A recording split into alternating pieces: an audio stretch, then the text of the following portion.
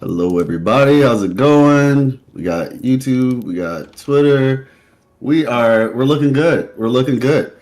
All right, so I'll give everybody a little bit of time to get in here. Yep. As we kind of and like we first of all, everybody, how's it going? We have Amanda Richard with us today, the voice actor of Cartethyia. As you all know, this is Life Lessons Gaming, where we talk about story and lore. We do this in multiple games, but we do it quite a bit in Wuthering Waves, as you know. And so, yeah, that's why we're here. You saw the thumbnail. You know what you're getting into. You saw the title, so forth and so on. So, with all of that being said, how are you doing? I am doing great, thank you. How are you today? I'm doing good. I'm Hey. doing good. I'm honestly 2.5 has been just genuinely speaking a pleasure. How's it going, Zolto? Yeah, 2.5 has been a pleasure. Fhrolova, really cool character. Like, I know a lot of people were, concerned about like would Kuro stick the landing, because different people had different expectations, I guess you could say, for some of the characters. And specifically, one of the expectations for Furlova was this idea of like, is she going to be a bad guy the entire time? Are they going to change her from the Furlova that we used to know, so Yeah. forth and so on. And I think a lot of people were pretty overall. I think people were excited or pleased. Yes. 100%. I mean, I was very, very happy. I think anyone who watched my stream saw that I was very happy with the story. It reminded me of other stories that I really, really like, like Your Name, Planescape. There were some themes in there that I really liked. And I thought it was Mm, refreshing to see a story that was so different to what we've seen before and kind of challenged a lot of our perceptions about the story we have seen so far. yeah, I could definitely see that. Yeah, like, I guess one of the things that kind of stood out to me initially was just that we have like they put a lot of effort into the expressions, Yeah. and Yes. I feel like the expressions of the characters, like specifically for Lova, but even with Rover's expressions were a bit more subtle, I'd say. But even with that being the case, looking at those expressions really kind of pieced a lot of it together. There are like a lot of little small things that I noticed with like Frolova when I don't know if you noticed this, but did you notice that Frolova basically throughout the entire time? Um, oh wow, hello, lady underscore Carthea on Twitch. Hey. Welcome. But yeah, like, did you notice that essentially, like I said, that people were, or not so much people, but Frolova was trying to get Rover to basically, she was kind of prodding Rover a little bit Yeah. throughout the story, Yeah. like trying to see if they would remember, just like potentially remember. Yeah. Yeah. Yeah. 100%. Yeah, it was just like I was like, okay, like when she was saying like, she mentioned that line of like starting over. She said that like very early Yeah. in the story. And when I looked back at it, I was like, oh, okay. She's trying to, it's almost like she's trying to see if she can spark Rover's memory. Yes. And so, yeah, it was just, they did a really good job for Lova. Her voice actor, shout out to her voice actor. I don't know who her voice actor It's is. Do you it's know? Ray Lim. Shout out to Ray Lim. She's amazing. Yes. Like, I think she's the perfect voice for Frolova, to be honest with you. Yeah. Yeah, like how some people would say like with acting, they would say like, Robert Downey Jr. is Iron Man or something like that. Like she is Frolova Yeah. because yeah, it was the perfect casting, I have to say. 100%. I think she's so. It's interesting because she has a very unique sort of delivery that's almost a bit like passive, and it's easy to be like, oh, Frolova doesn't care about anything, but she does. She just cares about one specific thing, and everything else is kind of. Do you know? I think that's really clever. That kind of delivery she has. It's not just, oh, she's a cool character. It's no, she's just so focused on one thing that all the other things are trivial to her because she has one clear goal, and it's everything that's driving her. So I thought that was Exactly. amazing, and it was amazing to see how her delivery, her vocal delivery, changed in the flashbacks. Yeah, I noticed that. Yeah, I that's good did stuff. notice that. Yeah, I was honestly one of the things that was really interesting, I guess I would say, is that when she this is the line that still to this day hits my heart, by the way. It's not so much in the flashback, but you actually do hear, I will say, it wasn't the flashback, but it was when Rover goes to the Lost Beyond, Mm, and you hear her basically like crying about her violin. yeah, yeah, And essentially, even though she's technically wearing her normal outfit, like the one that you're used to seeing her in, mm, her voice is the voice of the prior, yeah, version of her, if you want to call it that. And 100%. so, but I would tell you this: my favorite line, and I'd like to hear your favorite line, and then after that, we can get into like all the lore questions because, Amanda Rachel's audience, because she's a part-time content creator now. Apparently. Her audience had some questions for me as the resident lore guy. So I want to ask. I'm going to say this. I'm going to say my favorite line, like in terms of delivery, and then I'd like to know if you have one. Yeah. So, and this is just putting her on the spot. By the way, she was not prepared for this question, so give her some grace. But basically, mine was when she said, "I waited for a long, long time. I won't wait anymore." And it wasn't just the line, but I feel like somebody specially animated that scene because it did not Yeah. feel like a normal, like some people were saying like it looks like it was like rotoscoped or something. Like the amount of expression they showed on her face, the subtlety in the movements, her voice kind of trembling when she said, "I waited for a long time. I won't wait." Yeah. To this day, like that hits my heart. 100%. And like, this is not a cop out, but I would have said the exact same line. I think there is something about that line that was so impactful, because of the time in the story when that line actually came. Because by that Yeah. point, we had the full context of what had happened, and we understood her motivations, we understood her viewpoint. And I think also, a lot of people have been making this parallel to Shorekeeper. And, how we've got these characters who have both sort of waited for Rover, but the difference is that one stays waiting until he comes back and one chooses not to. And it's not to say that either choice is right or wrong. Like, they both made the right choice for them. But I think there's something incredibly, as you say, impactful about the way she said that, because I think there's so much subtext about how that kind of, to me, explained her character. Like, why is she the way that that we see her and that we've known her? Because it feels like in that sort of flashback sequence where we see her at the concert hall, which is sort of her mourning the village and playing that eulogy, she's obviously grieving and she's very sad, but I think she's also intrigued and maybe hopeful about this idea of starting over that Rover is presenting to her, probably for the first time, this idea that maybe she could start over. And so seeing that hope happen in her, but then her giving up on the hope that she can start over. I think that was really what that line solidified to me.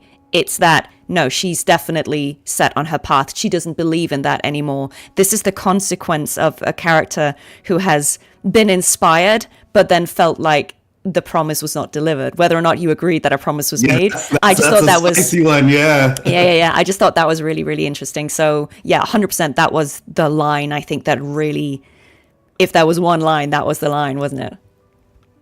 No, yeah. I think, and some other people, it's crazy that the lines are, and this once again goes to, listen, I'm going to be the first to say, because I know people are going to say it, and no one is perfect. We are all growing. We're all learning.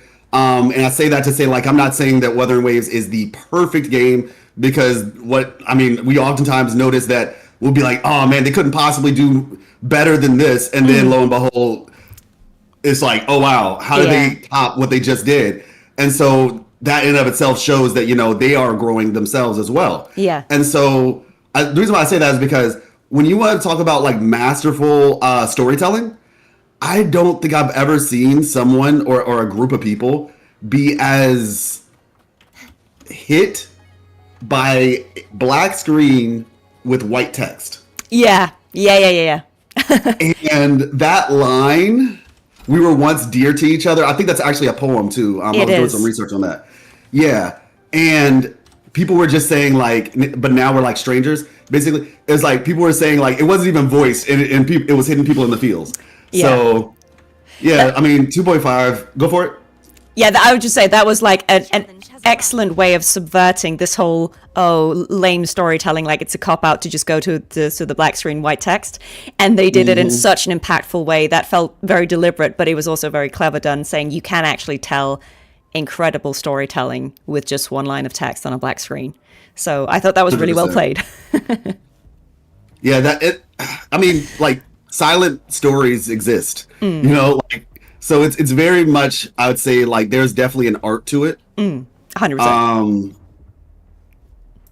And so with that being said, Yes. Let's get into it. So, guys, just to summarize for you, I asked you yesterday, so I didn't give you a lot of time, sorry, but I asked you yesterday if you had any like burning lore questions for Life Lessons, because obviously we would be doing this today. And a lot of you sent in some really, really good questions. So the gist here is that both Life and I will just be, we're both streaming, we'll be running around just doing some casual, chill exploration in our own games. And I'll be asking the questions that you sent to me, and he will be filling us in on everything we need to know. So hopefully this is going to clear up some of the maybe confusion or uncertainty that some people have about not just 2.5, but lore concepts in the game in general. We're going to talk a little bit about some of the new stuff, but also some of the old stuff. So hopefully if you send in a question, it will be answered today, thanks to Life Lessons. got you kind of. Oh, all right. All right. And like I said, for my chat as well, I will be, you know, we're going to be doing a lot of answering today. As you all know, I'm very much the type of person who responds to chat and, you know, engages with you all. So it might be a little bit specifically while we're having our conversation with Cartethyia, voice actor Amanda Rishel. And I mean, I just want to say, like, Amanda, I know we say Cartethyia voice actor all the time, but just generally speaking, I want to just, you know, say you as a person, you know, your insight to the game, and I'm sure your community that you're building over there feels the same way. I say that for, like, I guess you could say YouTube purposes, but we are here for Amanda. We are here for, so I just want to make that clear, because she's an awesome person. She's a very thoughtful person. The first time I ever spoke to her, I was just like really refreshed by her maturity. And like I said, like legitimately, like I said, her thoughtfulness, because she's a very well spoken and thought out person. So with that being said, yes, we're going to be focusing primarily on some of these questions, and then I'll get to you guys in chat as we continue. Amazing. All right. So the first question that I received is, can you help just summarize for us what is Fenrico's lore? Like, what actually happened to him in the game? Okay, that's good. That's good. Okay, so to answer, the first thing I will say, just to repeat the question, can everybody hear Amanda pretty well, just for clarity? I think I have her tuned above myself, so you should hear her. But if, in the event that you can't, just let me know. So yeah, Fenrico, what's his lore? What's his deal? Why is he the way he is? The first thing I'll say is the way that Wuthering Waves does their lore. And I think, you know, some people will try to make comparisons like, oh, wait, yes, this is Carthethia's voice actor we're speaking with. Hey. So the way that Wuthering Waves does their lore is very much show, don't tell. That was actually one of the criticisms from the very beginning. And this just kind of shows, like, you know, they are listening to player feedback.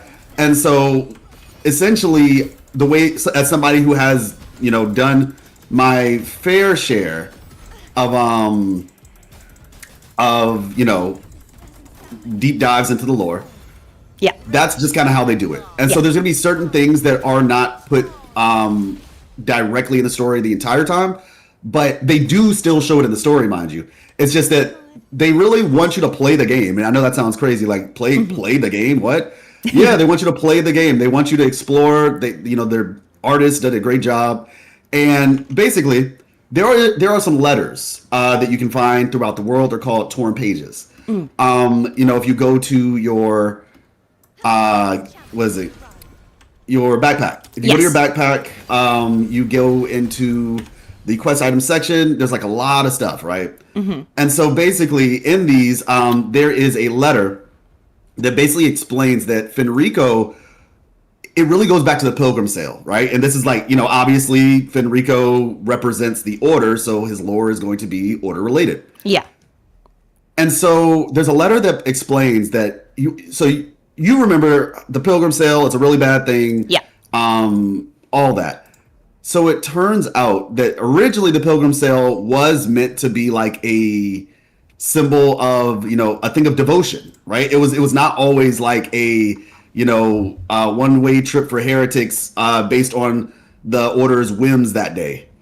Yeah. Like it was actually like a thing of a symbol of piety, I guess you could say. Yeah. And so the thing is, eventually it got too costly because they used to have the finest ships and the finest chefs. I actually talk about this in my 2.0 lore video, by the way, if anybody would like a more, I guess, deep dive into this topic. But it used to be like really expensive to run it. And so basically they had to stop it because it was just too expensive. Yeah. Like they had the finest chefs, the finest crewmates, captain, all that.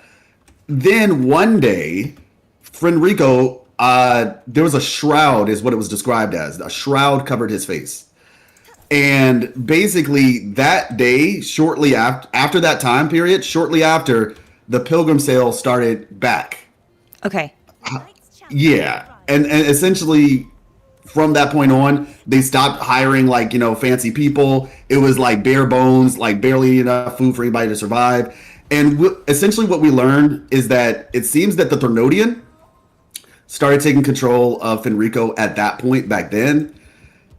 And yeah, essentially that's what happened. And it happened, Cantarella actually told us that it happened to Napoleon II as well. Right. So this is just a common trend of the Threnodian taking over people in places of power. Gotcha. Which makes sense, I suppose, like that's how you control everything, isn't it? You go for the people in power. Yeah, he tried to do that with Mia as well. The original plan with Mia was to get her into high society, basically, by being a successful gladiator. Yeah. And then try to use her to control the Septimontians, who didn't, have any faith to begin with. So, yeah, tried and true playbook. Classic Threnodian. Yeah, it's but like I said, you could definitely, if for a more detailed thing, you guys could the 2.0 the thumbnail's like called Antichrist or something like that. And so feel free.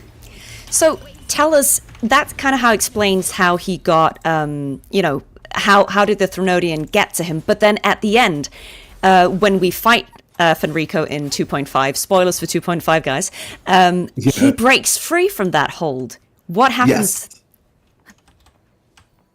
Yes. Basically, the lamp, right? So if you remember in 2.0, there was a beautiful cutscene, right? Absolutely beautiful cutscene. The stained glass window one. Yes. Where Carlotta tells us about the past that was seemingly trying to be hidden by the Order. And you hear about Napoleon II, and essentially he went on a pilgrimage. So in 2.5, there is a spot where after so that scene where you walk, the Sanctuary of Faith is where you are, and you do that little thing where you have to like kneel and pray and praise, basically trying to con your way into the exactly. So after that scene, you get into you basically go to where it looks like Fenrico's desk. Yeah. And there's some notes there that basically tell you, what his plans were, et cetera, et cetera. And this in this area though, there was the lamp. And so that lamp is the same lamp that Napoleon II used, and we learn that Napoleon II went on his pilgrimage and then he came back with that lamp. Yes. And so basically, like the lamp falls over, it cleanses the primus of all of that, all the stuff, the dark tide, basically, that was controlling him. And I mean, I'd say to be honest, like Fenrico's situation is a pretty straightforward at that point. Okay, yeah. He just he lost all, he was being used, he was being drained of his essence in a way, which kind of goes to I guess you could kind of compare. There's a world quest in Septimont where in the Mournfell Canyon, you you get like you see like a phantom, Right. Yeah. and there's these people who are like controlled by the dark tide. So the idea here is like the dark tide was keeping them quote unquote immortal. And Frollova even talks about that with her research, right? Yeah. Like she's trying to find immortality. So it's essentially like this thing that was sustaining his body, kind of like a parasite. Once the parasite was removed from his body, Yes. yeah, he didn't really have much left. He didn't have much juice I see. And he was able to regain, I suppose, his senses for long enough. to warn us. Yeah. Okay, nice. That He makes was sense. able to, yeah. And he told us like, hey, the Journeying Paradise, and you are very familiar with the Journeying Paradise. I am, yes. It's not a good thing. I'm fairly sure that, if I recall correctly, in 2.2, Cartethyia tells us a bit about the Journeying Paradise and what it actually is. You creeped me out. Yeah? I legitimately, I was creeped out, and basically, and like I said, thank you all first time chatters. Appreciate you, chat. If y'all can help the first time chatter out with their question. But yeah, when I saw that, I was honestly just like, oh no, it's over. She's taken over by the Threnodian, because Carthy was just like, yeah, the journey, it's paradise. Yeah. The dark tide is paradise, and the basically evangelical cult really is what it's described as. And so yeah, like we learned in 2.5, the foundation for the journeying paradise is done. Yeah. Like things are good. When I saw Fenrico was in this patch, I knew things were bad. I was like, you would think like, oh yeah, he's gonna come toward the end of Casita. It's like, nope. Like he's showing up now. So if he's showing up now, that means that things are about to get really bad. Yeah. Yeah. Obviously, we can't go into any future stuff, but yeah, it's not looking good, is it? That's my speculation. Yeah. I think it's safe to say that it doesn't look good, and I think a lot of eagle-eyed people saw that he was drawing, in the end of 2.5, he's drawing the Dark Tide from Avenolium, so doesn't look good, guys. Doesn't look good.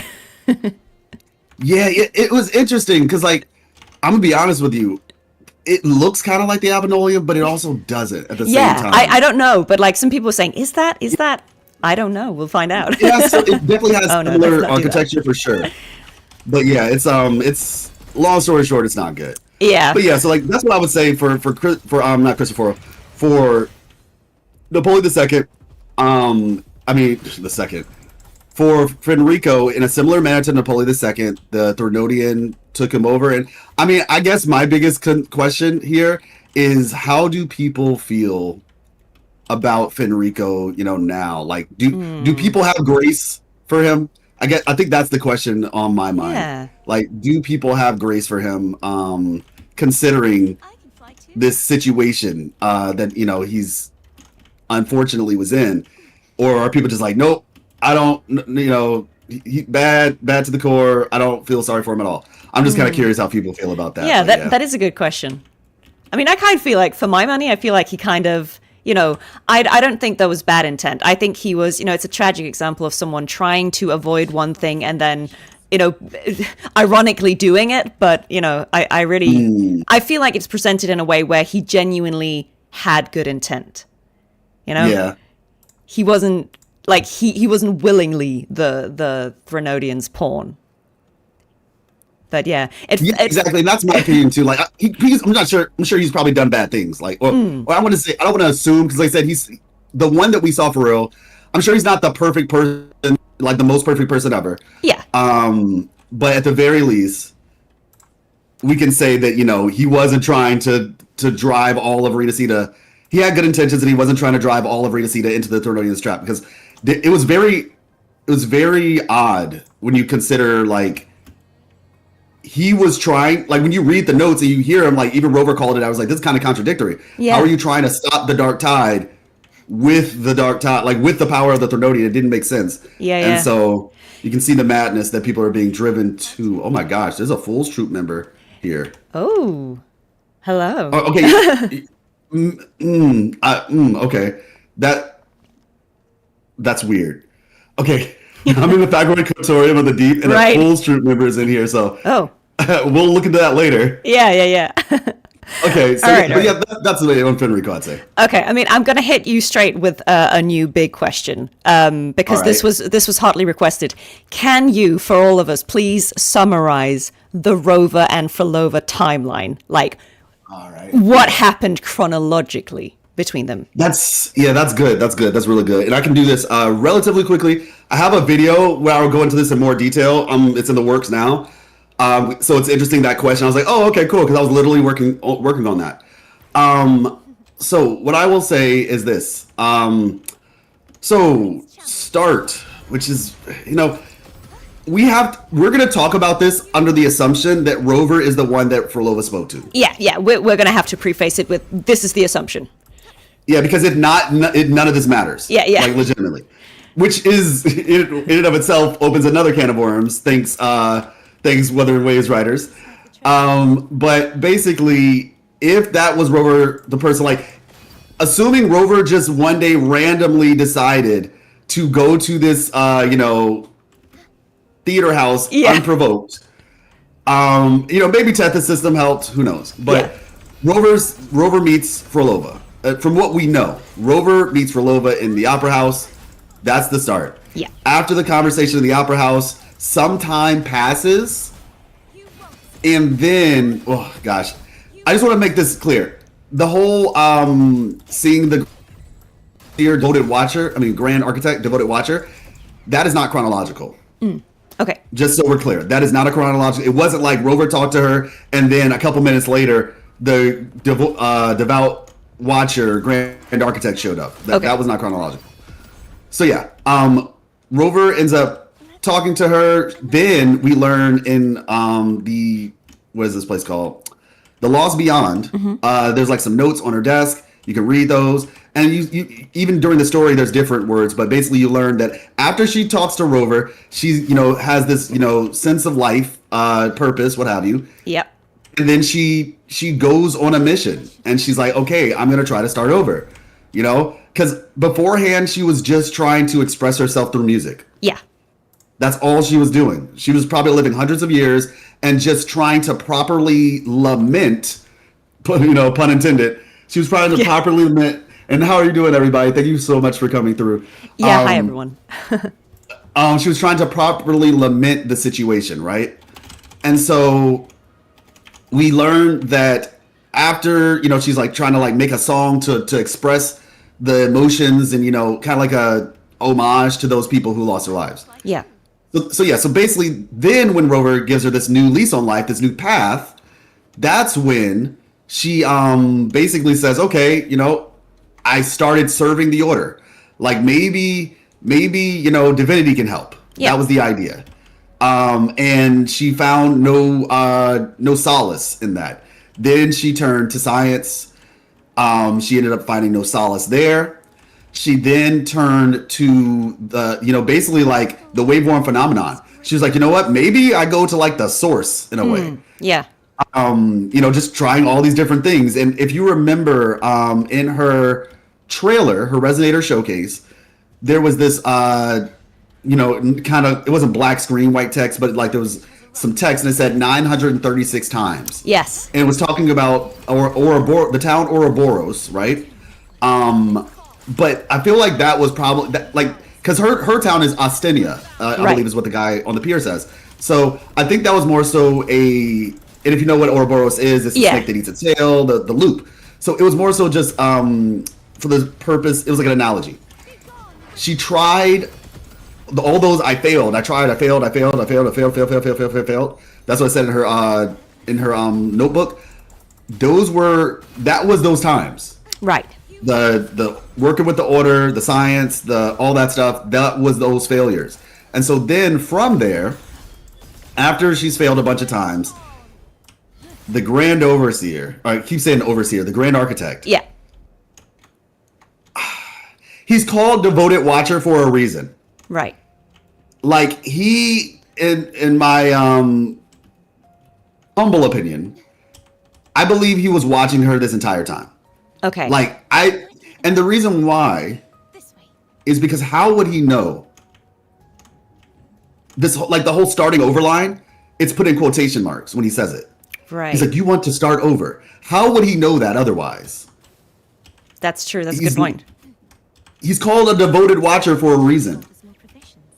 Like, like bro has been there for a very long time. And okay, so this is where things get creepy. All right. Mm-hmm. Could I ask you to go to the Lost Beyond real quick? Yeah, let's do it. I want to show you something. I want to show you all. Okay. We're gonna do this. We're gonna go to the. Oh no, wait. How do I do that? Liquid Rover is crazy, Kilo. All right. Liquid Rover is crazy. Shout out to the Metal Gear Solid reference. Okay, talk me through. So I get that through the Fabricatorium, right? So basically the way that you do it is you go to the Fabricatorium, you go to the final one where the Fenrico boss fight is. And then so you hit R1. Yeah. Let me just see. Then you go all the way to the end on the left side. Like if you're on your map, that is. Yeah. If you're on the map, you hit R1, it opens up the overview. Yes. Then you go all the way to the leftmost icon. That's where Fenrico is. Yeah, so I've gone to Fenrico's map. Now you scroll down on the map. One sec. And there's a tiny little diamond thingy or whatever with a blue symbol. That's where the Lost Beyond is. Gotcha. Okay, traveling there now. Thank you. Yep, no problem. It was a little bit confusing for me at first as well. Okay. I was like, how do I get back here? Yeah. Thank God you knew. I would have never zoomed out. Okay, right. Yep, so yeah. Right, so we're in the Lost Beyond now. All right, this is masterful stalker indeed. Okay. What is your take on the meteor? Do you think we're actually going to talk about that, Lady Cartethyia, Lady_Cartethyia, on Twitch? So this is where things get very creepy. All right. So I would like for you to where are you in the town right now? So I'm looking down at Fhrolova's house. I'm on a hill Okay, looking down. Oh, okay. You're probably at the same one that I'm at. Are you on the one that's on the left side of the island? Because there's a left and a right side of the island. Yeah, that's a good point. I'm. Are you looking at her house straight on? Yeah, straight on. Okay, good. You're right. You're in the exact spot that I want you to be in, actually. So I want you to look up in the sky. Yeah. And do you notice? You can even just 360. Yeah. Thank you, screenshot_chibi. If you 360, now I have Cantarella. It's actually a bit easier if you have Cantarella. All right. Do you have her by chance? No, I don't, sadly. Okay. No problem. But basically, if you look in the sky, you can see these 3 lights that show up in succession: red, white, and blue. Yeah. I think these are the ones. That 9 times out of 10, that's it. They're all over, so it's impossible to miss. If you remember in the trailer when the meteor came down, the meteor didn't look like a normal space rock. It very much had a red tint around it. Yeah. And if somebody were to go back to that scene, you would actually see the exact same colors. Right. In the sky around those meteors: red, white, and blue. Okay. So do you know what Fraxidus means? Who the Fraxidus are, or the origin of the word? The word. I mean, I'd guess something with fractures, but tell me, please. You're very close. Fractured star. Right. Nice. Okay. Very cool. The symbol for the Fraxidus is essentially these 3 kind of star-like motifs. You can see it on her. I knew it. Somebody's chat. I said, I knew it. You can see the motif when they announced Phrolova. If you had Phrolova, you could also see on her terminal. You can see the little symbol. I want to say even in her. Let me see. Is it her experience forte examination report? Basically, it's visible in a couple different places, basically. Yeah. Okay. And so the point here being that these symbols in the sky are reminiscent of those meteors, and those meteors are reminiscent of the symbol of the Fraxidus, fractured star. In a lot of ways, you could say meteorites are like fractured stars. They broke off and they fall into our atmosphere.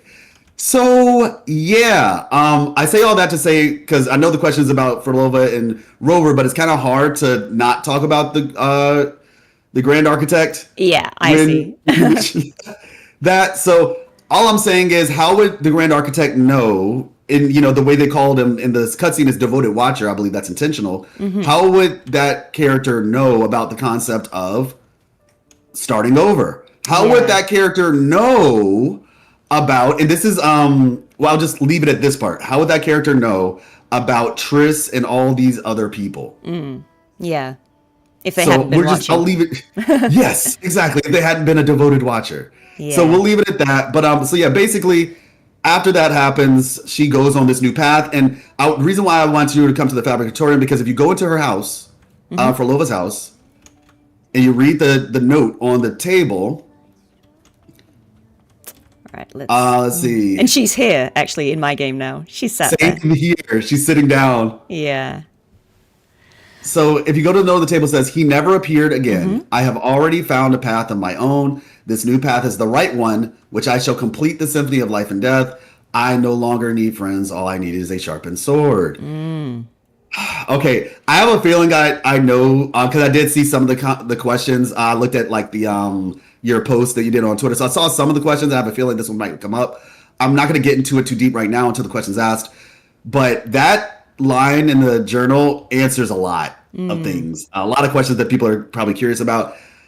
But basically, long story short, after that, she becomes a part of the Fraxidus. We see her for the first time in Jinzhou, with Scar, and we learn from the cutscene that was all planned. And, she was, doing her thing. She sends an entire army of tacit discords to Jinzhou during the war, basically. Sorry guys, she's not an angel. I'm sorry. I think the word is empathy. I empathize with her for sure. But we have to acknowledge that there's some messed up stuff she's done. Yeah. And so basically, she does that. One little note that I figured out, and some other people have too as well. The tacit discord, and I think you probably did play this part with Scar. Yeah. So you remember that there's one tacit discord.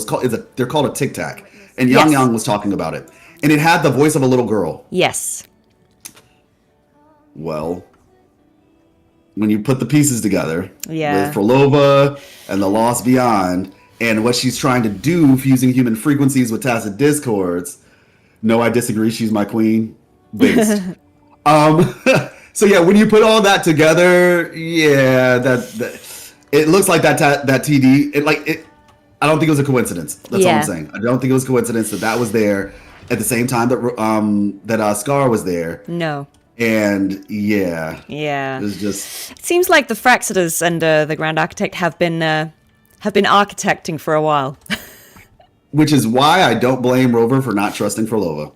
Yeah, fair enough. I mean, I guess you could argue that, while she obviously has still done some questionable things that you could fairly call her out on, she is also to an extent someone who has been a victim of manipulation from the Fraxidus. They've kind 100%. of engineered her grief and then used her grief to drive her to do whatever served their purpose, right? Especially if you're of the opinion that they are the one who sent the meteor, which is a whole nother. Yeah. Yeah, I'm just saying it literally looked like the Fraxidus. It did.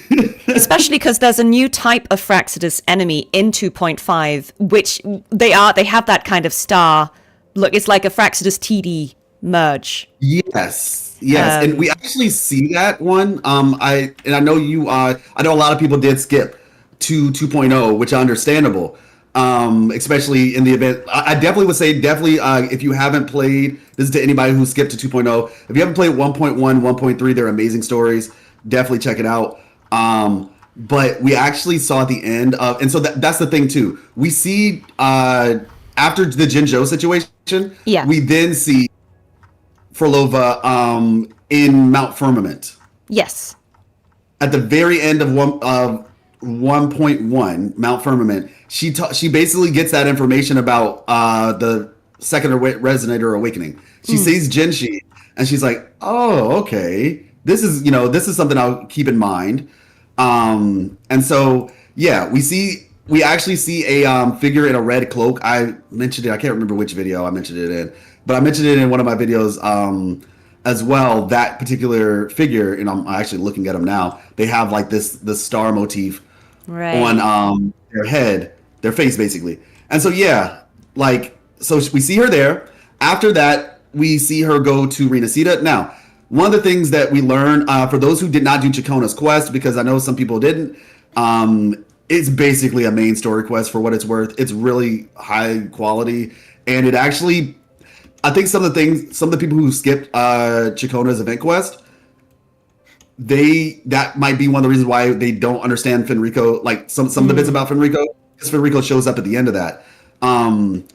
And he essentially informs us that the Fraxidus had been in Renacida for like, not even just him, but the story in itself.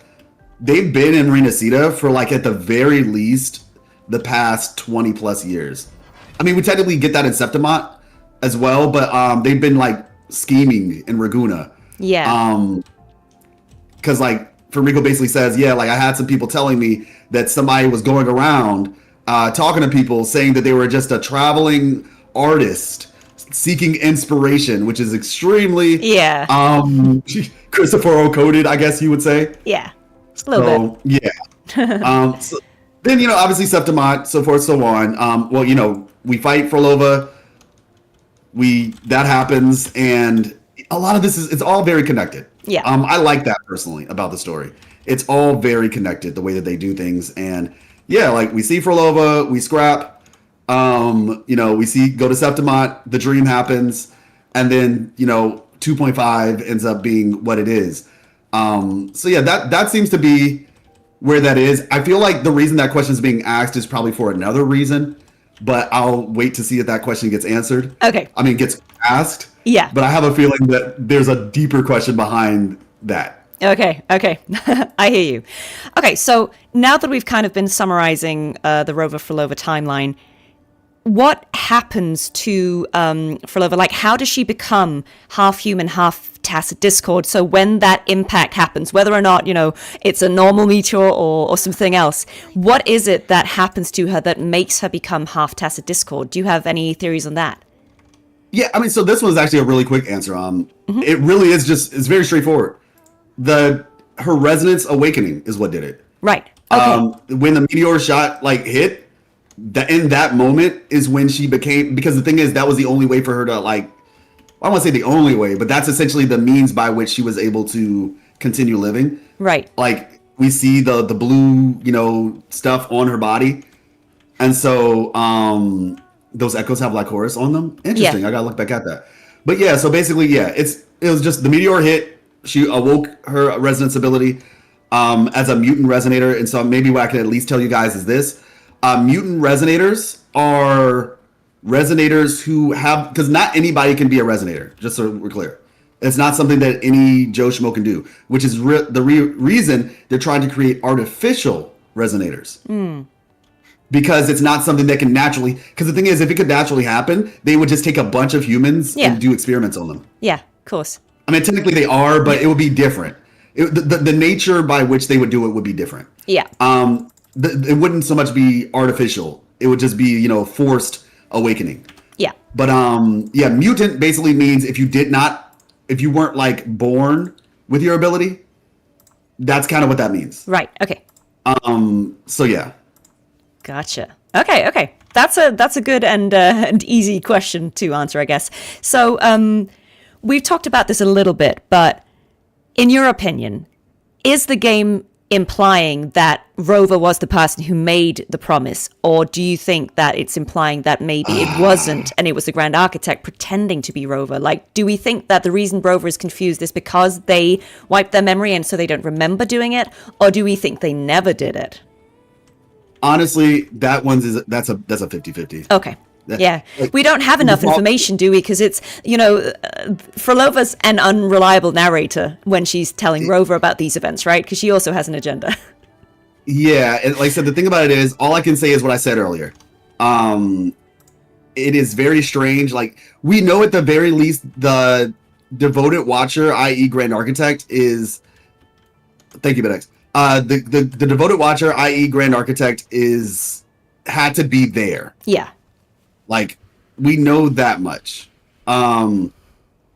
Besides that, I can't say. I can't say if that was Rover or was a Grand Architect, but at the very least, it makes sense to me that the Grand Architect was at least there. Yeah. And so yeah.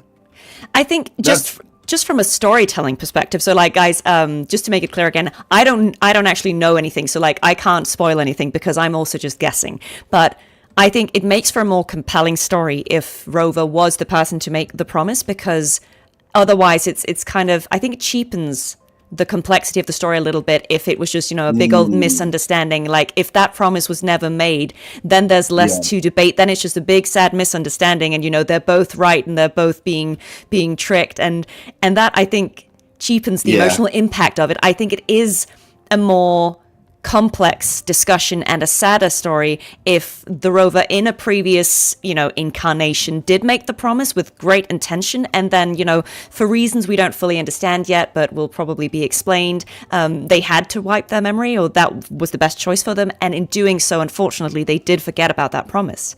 I think then it's a better story, because then it is a real tragedy. It's not just a scheming villain manipulated these poor people. And also, it would be such a strange plan, wouldn't it?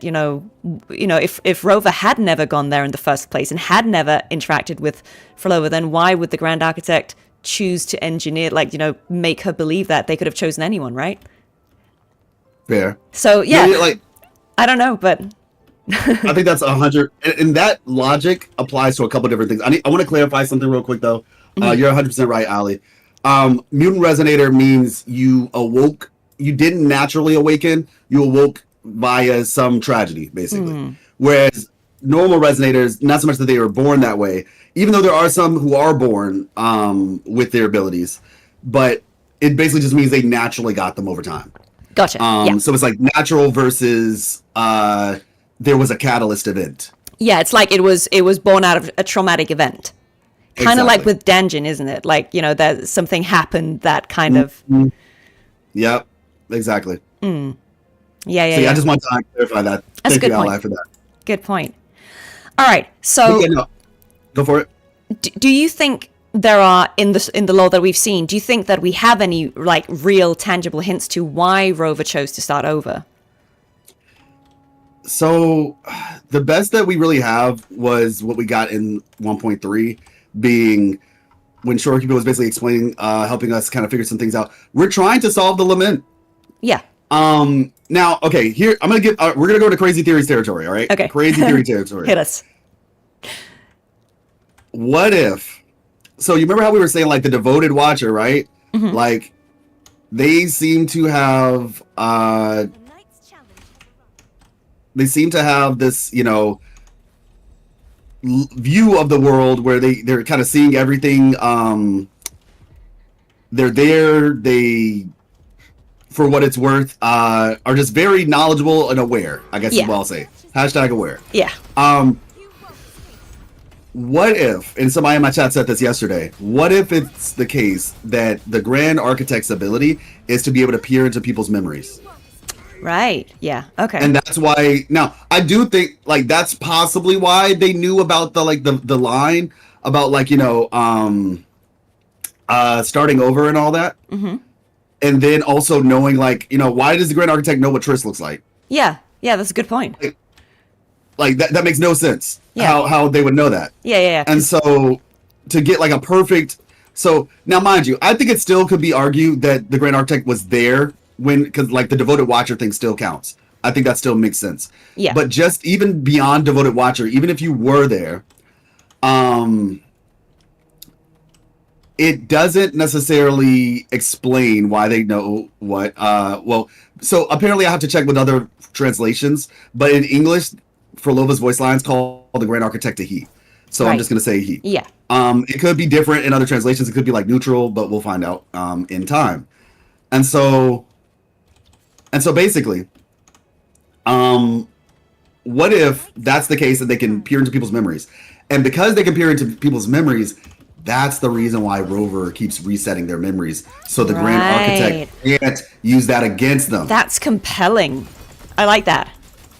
And so it's like suffering, Phrolova was basically saying, oh, you're taking the easy way out. You're losing your memories, so you aren't feeling all the pain. Yeah. And it's just and because the thing is, we got a little bit of that with Camellia. Yeah. You know what I'm saying? We got a little bit of that with Camellia. where Camillea's story quest at the end, she kind of, we find out, she's been kind of resetting her memories. And so she asks Rover, like, hey, you, does that affect you at all? Yeah. Like, and that's the first time we ever got, like, to see into Rover's, psyche, I guess you could say, mental state. Yeah. To ask that question, like, how do you feel about this, Rover? And so, once again, it's being presented to us in not so subtle ways. Because just for clarity, whatchamacallit, I do know some people, like I said, some people did skip 1.3. So this is a very clear way, and it's the focal point, I'd say, of this patch. Yeah. So, that would be a really interesting thing. That would be a really cool thing. Yeah. Because then, as you say, it becomes this kind of game of chess where the Grand Architect obviously has an advantage in being able to see memories, but by constantly resetting and leaving, because Rover kind of leaves messages or little triggers for themselves to at certain key points find these things, right? So it's kind of like Rover is guiding, their future versions, post memory wipe down a familiar path so that they will find this information slowly. But that's very interesting, and I think that also feels very aligned with how at the end of 2.4, Cartethyia talks about how the Sentinel kept some information hidden from the Threnodian, and there's constantly this kind of idea of Rover tracking down this information that has been hidden for Rover to find at the right time and place, and that would kind of be consistent with Rover can't know too much too soon, it has to happen at the right time. I think that's really interesting, and I'm very curious to see if that's how it's going to play out. And I also agree, somebody in chat was saying that they feel like there would also be other reasons. I'm not saying that that's the only reason. No. I think it's a compelling reason. And just for clarity, everybody, the fun of theory crafting is not getting it 100% correct. The fun of theory crafting is to put, is to discuss, really. To discuss our theories. Yeah. And like I said, sometimes I'll get it right, sometimes I'll get it wrong, but the fun aspect is, does it make sense? Is it possible? And like I said, it's a conversation piece. Is what I'll say. But yeah, I do think there are other potential reasons. My original thought process around why they keep losing their memories was just that it's so have you seen Avengers Endgame? Yes. So you know how Doctor Strange was basically I saw a bunch of different outcomes? Yeah. And out of all these different outcomes, this is the one outcome that had the highest chance. Yeah. I feel like that could also be a potential thing. Yeah, 100%. Where basically this was the outcome, perhaps, where it's this was necessary to achieve the goal. Yeah. The memory reset is a necessary, I don't want to say a necessary evil, but just a necessary consequence to achieve the goal. And so, that's what I would say. There's a couple different really engaging theories about it. And I think that, like I said, all we know right now is that Shorekeeper told us. Yeah. We did it so that we could stop the lament. Yeah, so that there is definitely a plan. We just don't know what it is yet. You could say, so Rover can feel more human, to live life as a human. That could be it. One common theme we see with Rover is this idea of not letting people do it alone, right? Yes. We see that with Shorekeeper. We see that with Cartethyia. We see that with Lupa. We see that was kind of the thing with Lupa and Mia, right? Yeah. Where it's just Mia had to do it on her own, whereas Lupa had help. And so this team effort concept. And so, that's, once again, maybe Rover had been doing it, kind of like a solo dolo type person this whole time. And now they're trying to actually, create bonds, and lead, specifically past Rover is leading current Rover in a direction to get them to create said bonds. So, yeah. Yeah, okay. That's pretty compelling. Okay, so if we stay on 2.5 for a second more, what do you think happens with Fhrolova at the end? Do you think she dies or not? Or is she alive in the Lost Beyond? Could she come back? So this is one that split a lot of people in the community. The two big questions of 2.5, is she still alive? Yeah. And Who was right? Those are the two questions Yeah. that everybody's asking. I've thought about those pretty deeply. So, is she still alive? Yes. Okay. However, there's a big however here. Big but. I don't think she is necessarily able to just come back, because the reality is, what is the point of that cutscene? Yeah. Like it would cheapen the situation if she could just get up and walk out, and none of that really mattered truly. Like, it did matter. And so the way that I would describe it is this: frequencies didn't fade. He was alive. Yes, Max. Basically, she is alive in the same way that the Threnodian is alive. Yeah. Okay. The Threnodian does not have a physical body. It kind of just it's a roaming frequency. Yes. And that's kind of the state that she's in right now.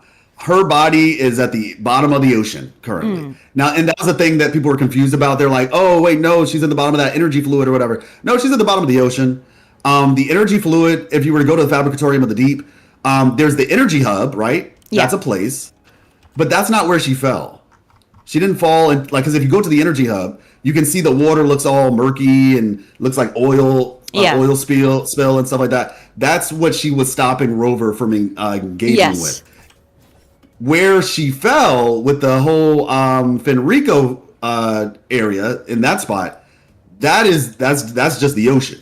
Right. Oh, okay. And so yeah, she's that's where she fell. She's at the bottom of the ocean. Now, somebody could definitely fish her body out for sure. But who's gonna do that? Who was there to do it? I mean, I guess maybe you could say, okay, there's something really interesting happened that they posted, right? Yeah. They posted something very interesting that it was like 2 days ago or last night or something. I don't know if you saw it, but it was basically this video of Fhrolova being almost swallowed by Cetus the Tiebreaker. Oh, okay. I didn't see that, but that sounds pretty intriguing. Phoebe will fish her out. That is, oh my gosh, that's funny. The fisher of there. The fishing event. But yeah, no, like, so it looks like she's getting, it was kind of like Jonah and the whale sort of a situation. Yeah. She did kind of do a thing where she like, so okay, can we all agree that like the Expedition 33 references were heavy? Yeah. Like the gommage, it was she kind of she did gommage a few people, I think. She gommaged a few people in her trailer. Yeah. And then so in the thing we actually see it looks like she gommages Cetus the Tiebreaker. Right. But basically, who knows, maybe Cetus saves her body. But at the very least, I think the more important question here is what it represented. And based on Frolova's attitude, also they did a midnight podcast that they posted. Yeah, that came out today. It had a lot of information in it. And basically, she doesn't want to go back. Right, Like, she doesn't want to go back right now. She is at peace with her people. She's chilling. She's still doing research, mind you. And the guy on the pier tells you that. Or actually, no, Rover says it to the guy on the pier. I think his name's Pierre, which is funny. Yeah. Oh, have you seen? She's like, yeah, she's still doing research, basically. And so we know that she's doing research currently, but she's just kind of chilling right now. She wants to be where she is. I honestly think she did this so she could get away from the Praxedis for a bit. Yeah, honestly, fair. They can't get in there. Yeah. The only person who can get in there right now is Rover, which she trusts Rover still. I'm just gonna put this out there. She still trusts Rover. They still have a complicated relationship. It is not black and white at all. So I'm just gonna put that there. But yeah. So there you go. Okay. So I think the final thing I'm going to ask about 2.5 before we kind of move back is because I saw a few people asking about this. So you know how in the story she's telling us that she needs the Threnodians gem in order to be able to complete the symphony or the piece that she's creating that will allow her to complete the Lost Beyond. And then she loses the gem, obviously, but instead she finds the violin. So do you think that did she ever need the gem? Was it the violin that she needed all along? And this whole idea that she needed the gem was more, Fraxis propaganda because they wanted her to get it? Or do you think it would have worked either way? I think that that's interesting, Fraxis propaganda. I think she needed the violin. She wanted the gem. Right. Okay. Like, you understand what I mean by that? Yeah. Like, the violin is what she needed. Yes. She didn't need the gem. Right. Her obsession wants the gem, emphatically. What she needed was peace. Yeah. And the violin gave her peace. I'm going to say something. This is going to be... Because I know you said that was the last question for 2.5, so I have to put this out there. Yeah, please. Rover did not whatchamacallit? What's the word that everybody's using? Excuse me. Abandon their promise, I guess, essentially. Right. Okay. Rover did not break. There we go. Rover did not break their promise. I just want y'all, it didn't happen. By the way, if you all are on YouTube, please like the stream. I gotta be a good YouTuber and say that. Both of our streams. Please it helps a lot. As a smaller creator, it helps a lot. I'm just gonna say that YouTube is not the easiest platform on smaller creators. And if you are enjoying this, you should definitely go and follow LifeLessons and check out his videos because I just want to say, when I started working on this game, his were the videos that I was watching to try and catch up on the lore really, really quick, and they were so helpful. So if you have any lore questions, go subscribe, go watch his videos. They are top tier. Thank you so much. Very grateful. So yeah, Rover didn't break their promise. Okay. And we have proof that Rover didn't break their promise. The reality of what actually happened is that Phrolova, understandably, hear me when I say understandably, she just got tired of waiting. Yeah. And likely, thousands of years potentially passed. We don't have an exact, we know it's been centuries. That's all we know. Yeah. But I'm just saying I wouldn't be surprised if it was a solid 1,000. Right. But regardless, a very long periodically time. Basically it's just it took a long time. Yeah. That was a joke, by the way. I don't know if you know that meme or not. No, but those who know the meme know the meme. Yeah, some lady at a bus stop. Those who know the meme know the meme. But basically, yeah, a long time. She was waiting for a very long time, and she didn't want to wait any longer. And the notebook right here says it. He never appeared again. I have already found a path of my own. This path is the right one on which I shall complete the symphony of life and death. You hear that?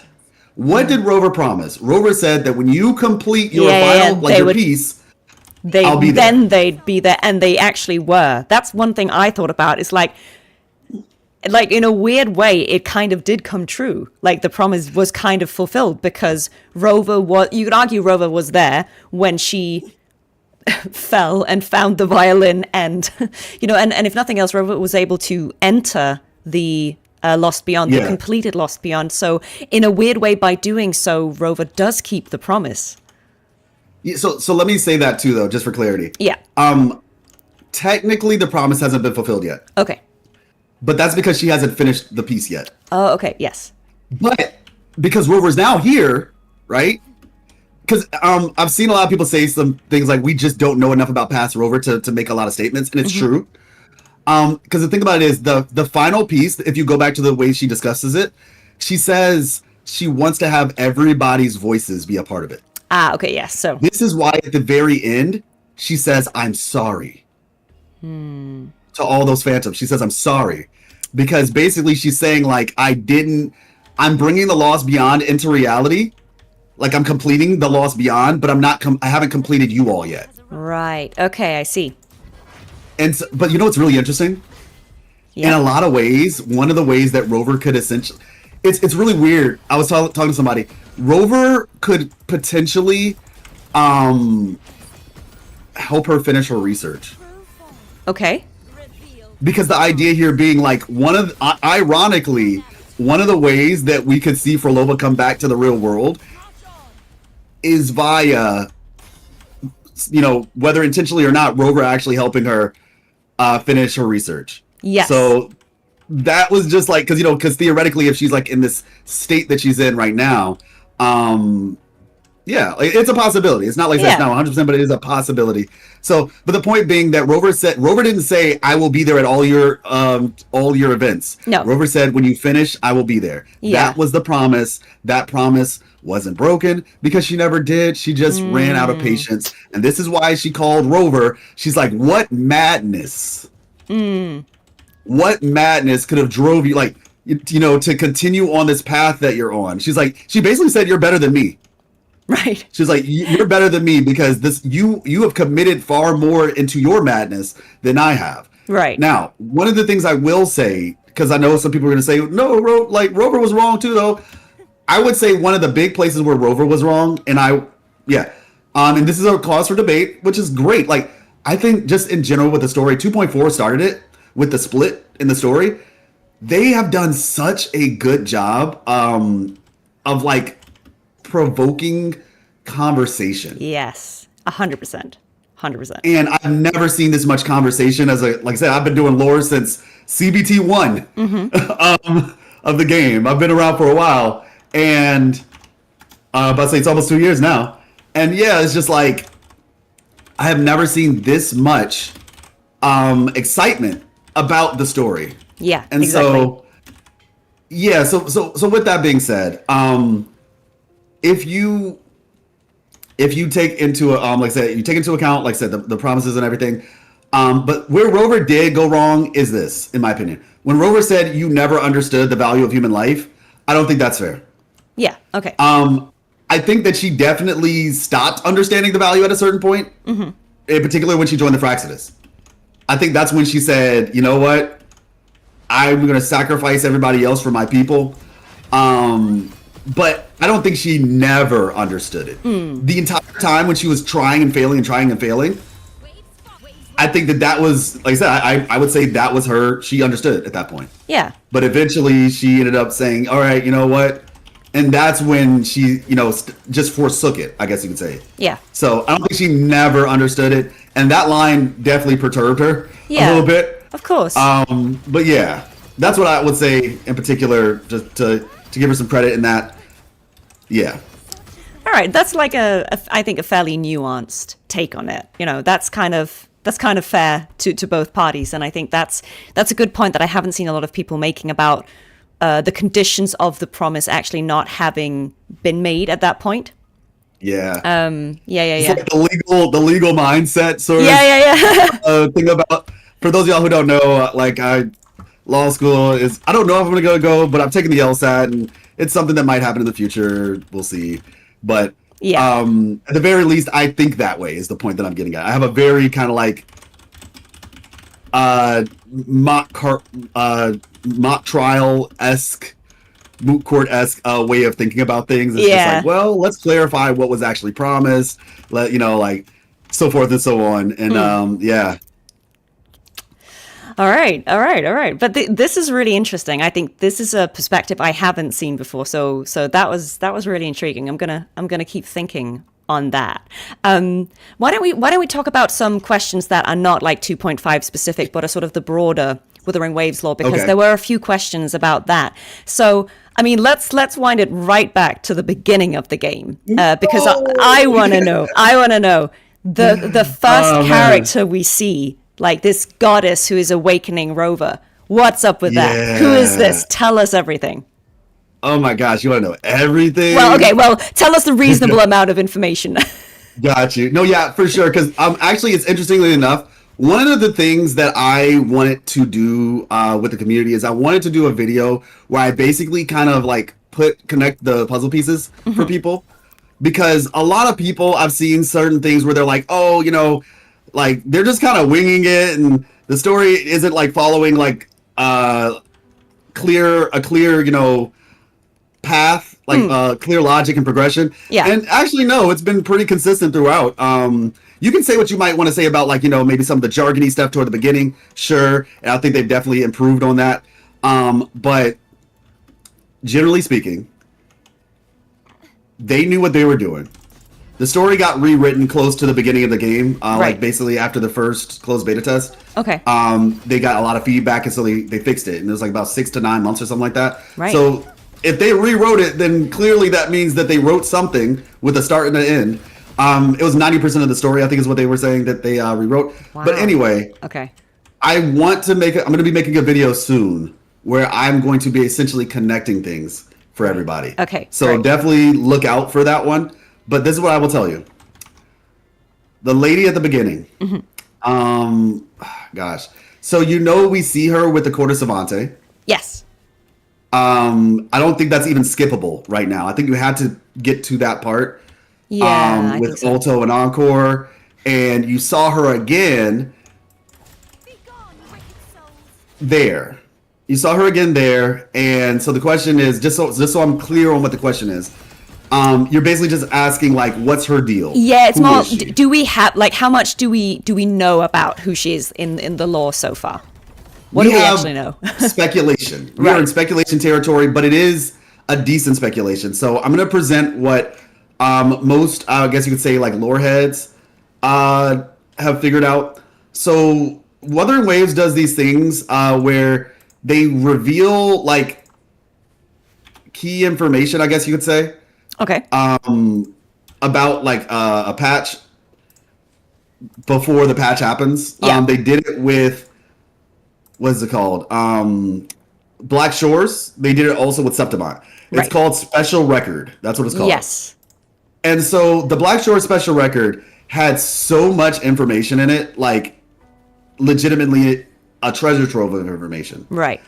And one of the things that they mentioned in that is this idea about there's like you literally have to freeze frame and go frame by frame to see it. Okay. But there is this Wuthering Waves, like their ancient language basically that they use. Yeah.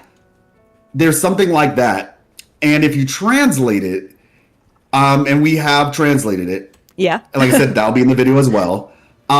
You see a couple different things. So what I'm gonna do real quick, just to kind of help you all out, is I'm gonna go to, and you can go there with me. Actually, we can make this an interactive thing. Yeah. Let's go to the Black Shores. Okay. We're gonna go to the Black Shores, and you want to go to. Okay, I'm sorry. I'm in the game, and these like 2 arrow drakes are Yeah. just making my life like Oh, no, please. the most difficult thing in the world. Okay, good. Yeah, those who saw my perspective know exactly. I was like, okay, can I leave? Can I please leave? Okay, so we're gonna go to the Black Shores. Sorry, I was literally just yeeted off a cliff by by a TD. That was hilarious. Okay, love that, but I found the fast travel point I was seeking. So I mean, there's Got that. you. But okay, so we go to Black Shores. Tethys Deep and go to the Modulation Hall. Okay, let's see. Yeah, so many new Ben 10 aliens. I That's don't. funny. I'm curious to see if I can. I'm curious to see if I okay, can. yeah. I probably Okay. can't. It's fine then. Sorry, guys. It's okay. Everybody can go in their own game though. Yeah. So in the Modulation Hall, just remember that name. Everybody probably knows where that is at this point if you played in Black Shores. In the Modulation Hall, there is a note on one of the desks, and it is called the K626 resolution. All right. So if you read the K626 resolution, it says, upon entering execution phase, toward the end, upon entering execution phase, instances 1 and 2 will be activated to assist in controlling time and space, respectively. All right. So, and I'll just read this part. So it says, yeah, because I remember you saying that you were going to do a story quest live stream for 1.2. Yeah, I've been saving it, so I haven't actually done it. Totally fine. And once again, you 9 times out of 10, like I guarantee you, like 0.1% of the fan base has actually looked into this. Right. Okay. And it's not necessary for the quest either, so it's not even really a spoiler. So basically, Instance 2, developed from our research on the Sonoro theory, is particularly optimized for spatial control. No emotions are needed, so forth and so on. So, who is Instance 2? Stitch reference, K66? Yeah, I could see that. That could be a Stitch reference, actually. So, Shorekeeper. Yeah. If you have Shorekeeper, you can go to her. What is it? Go to her like experience thing. It's at the bottom, basically, where like her voice lines and everything are. Okay, I don't And have her because I think she wasn't available when I started playing, but maybe I can look her up yeah. anyway. I don't quite know if you can see characters you don't have. I don't think so. I Okay. don't think you can. But I'm going to tell you what it says. It's not really like a long thing. But in her character story, it says the shorekeeper's birth. It tells you about how she was born. And then I think specifically though, is it on here? Yeah, no, her forte examination report. Now this is technically something that shows up on Twitter. Somebody can find it there, but not necessary.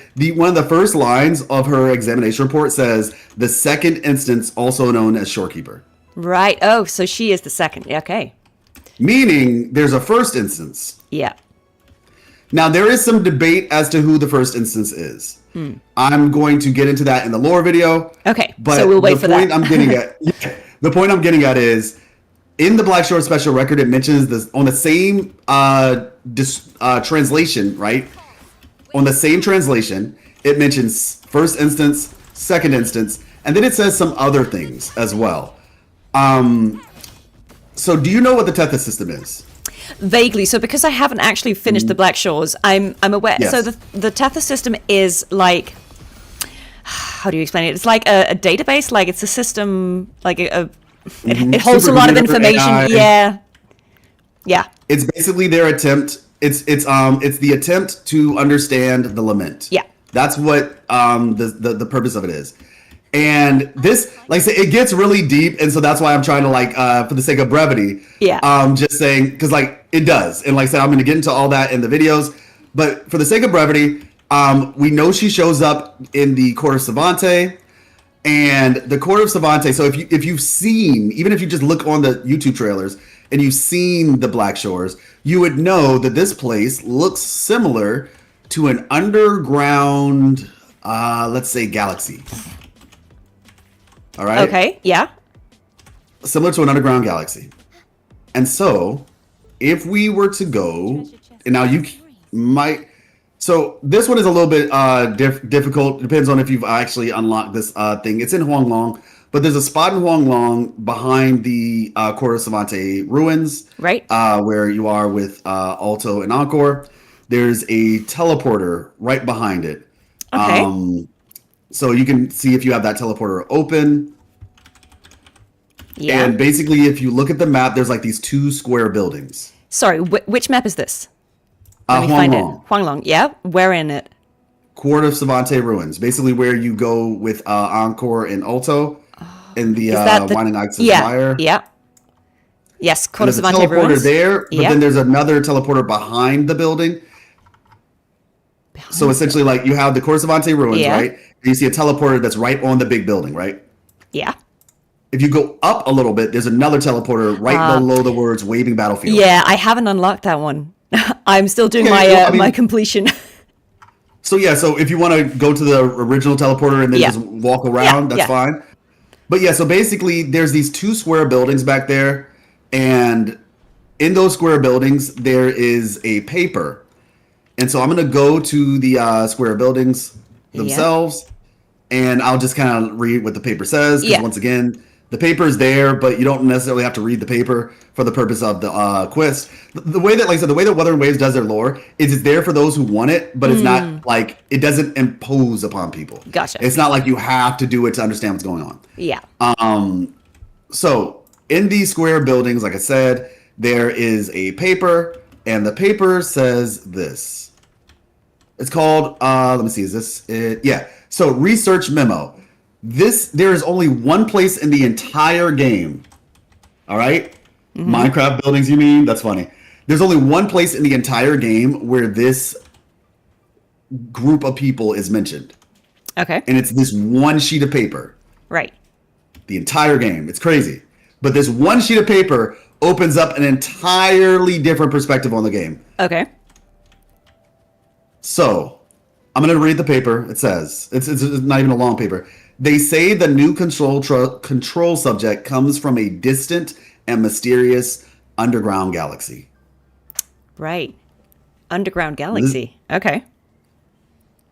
The Tethys system, Yeah. or specifically not even just the Tethys system, but the Black Shores, the Tethys Deep, Yeah. looks like an underground galaxy. Yeah. Yeah. Yeah. Yeah. The intricate frequency fluctuations indeed align with the characteristics of the He civilization. It's HE with like a little. Yeah. I don't really know what that symbol is called. But it's like a little apostrophe above the E or whatever. Yeah. But basically, He civilization. Right.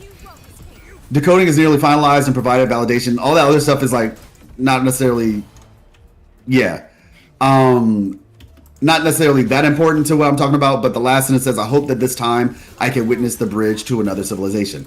Now, this piece of paper aligns with what that older gentleman was talking about when he was explaining how he was explaining what he was explaining, like, they're from our past, but they're also our future. And all that stuff with when the space lady showed up. Yeah. Tethys Deep. I mean, the Tethys system. We know that Shorekeeper was not created by Rover. Yeah. If you read her birth story, you learn that she was not created by Rover. Right. Also, we have to ask ourselves, and there's other papers in the game that explain, with the Tethys system, it was there. It was there. It was actually just there. Rover didn't create it. It was already there. But we learned that a group of people, and so I'm going to read Shorekeeper's little thing. We learned a group of people created Shorekeeper to help Rover. Right. And so, let's see, experience, birth of Shorekeeper.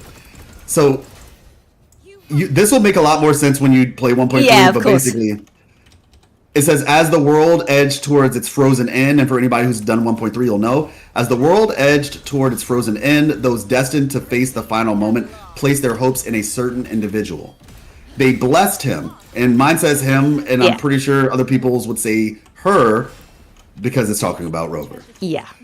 They blessed him, wishing he would lead them to a brighter tomorrow. Yet this lonely odyssey required a timeless vessel to complete the reverberations, and the best they could offer was an enduring tool. Thus, the Shorekeeper was born. The Powerpuff Girls were born. So basically, this civilization created Shorekeeper. Yes. And there are things in the lore that basically say like the same civilization as the civilization that created the Tethys system. And when you put all those pieces together, it seems like it's the He civilization. Gotcha. What does this have to do with the space lady? Right? What does this have to do with the space lady? Knight's challenge has arrived. It is very likely. This is just a theory. Okay. This is very likely that she is also potentially a byproduct of that same civilization. Right.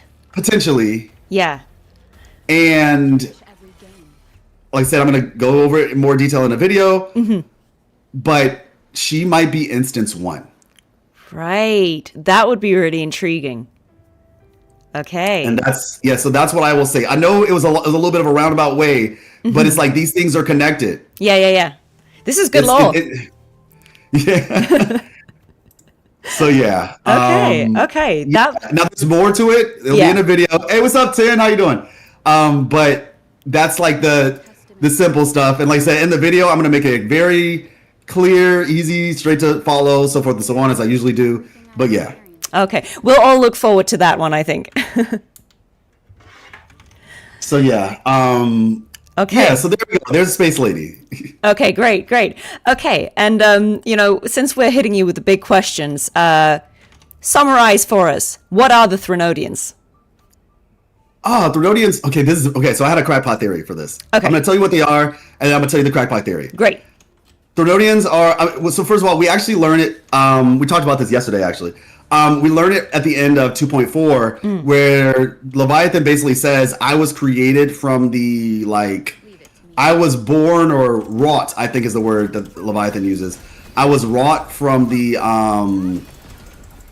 it's basically like the collective negative subconscious of humanity. Gotcha. This is why Imperator was like, as long as civilization, this basically gives you your answer about the Fraxidus.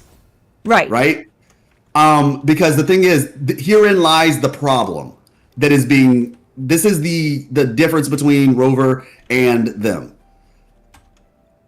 The Fraxidus, or rather the Leviathan, okay, Imperator said if civilization exists, Threnodians exist. Yeah. They don't even know how they can die. Yeah. Like they don't even know the means of its own. I forget the exact words that Imperator, the flowery words that Imperator used, but the means of its own destruction or whatever. Yeah.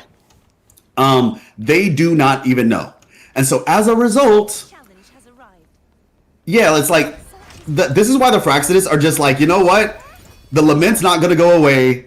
If you can't beat them, join them. Yeah. Like that's basically the logic that they apply. And so, with that being said, they're just like, they don't think it's going to go away. And so, Rover, on the other hand, does think it's going to go away, or thinks it's possible to get rid of it. So, this is the thing.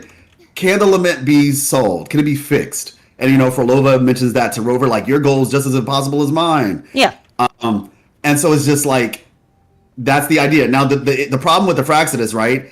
They're saying, if we fuse humanity with the lament, right? Yeah. Create a new humanity, kind of like Magneto. Then people will be good. Like since the lament's not going to go away, let's just take the power away from the lament. Right. The problem is, one, the way that they're going about doing it. Two, it's not consensual in the slightest. Yeah. Like this is, they're not saying, hey, you guys, you wanna be experiments for this thing? Like they're just like, no, you're you get my point. Yeah, like, yeah. And thank you so much to everybody. If you are on YouTube, please like the stream. It helps immensely as a small content creator.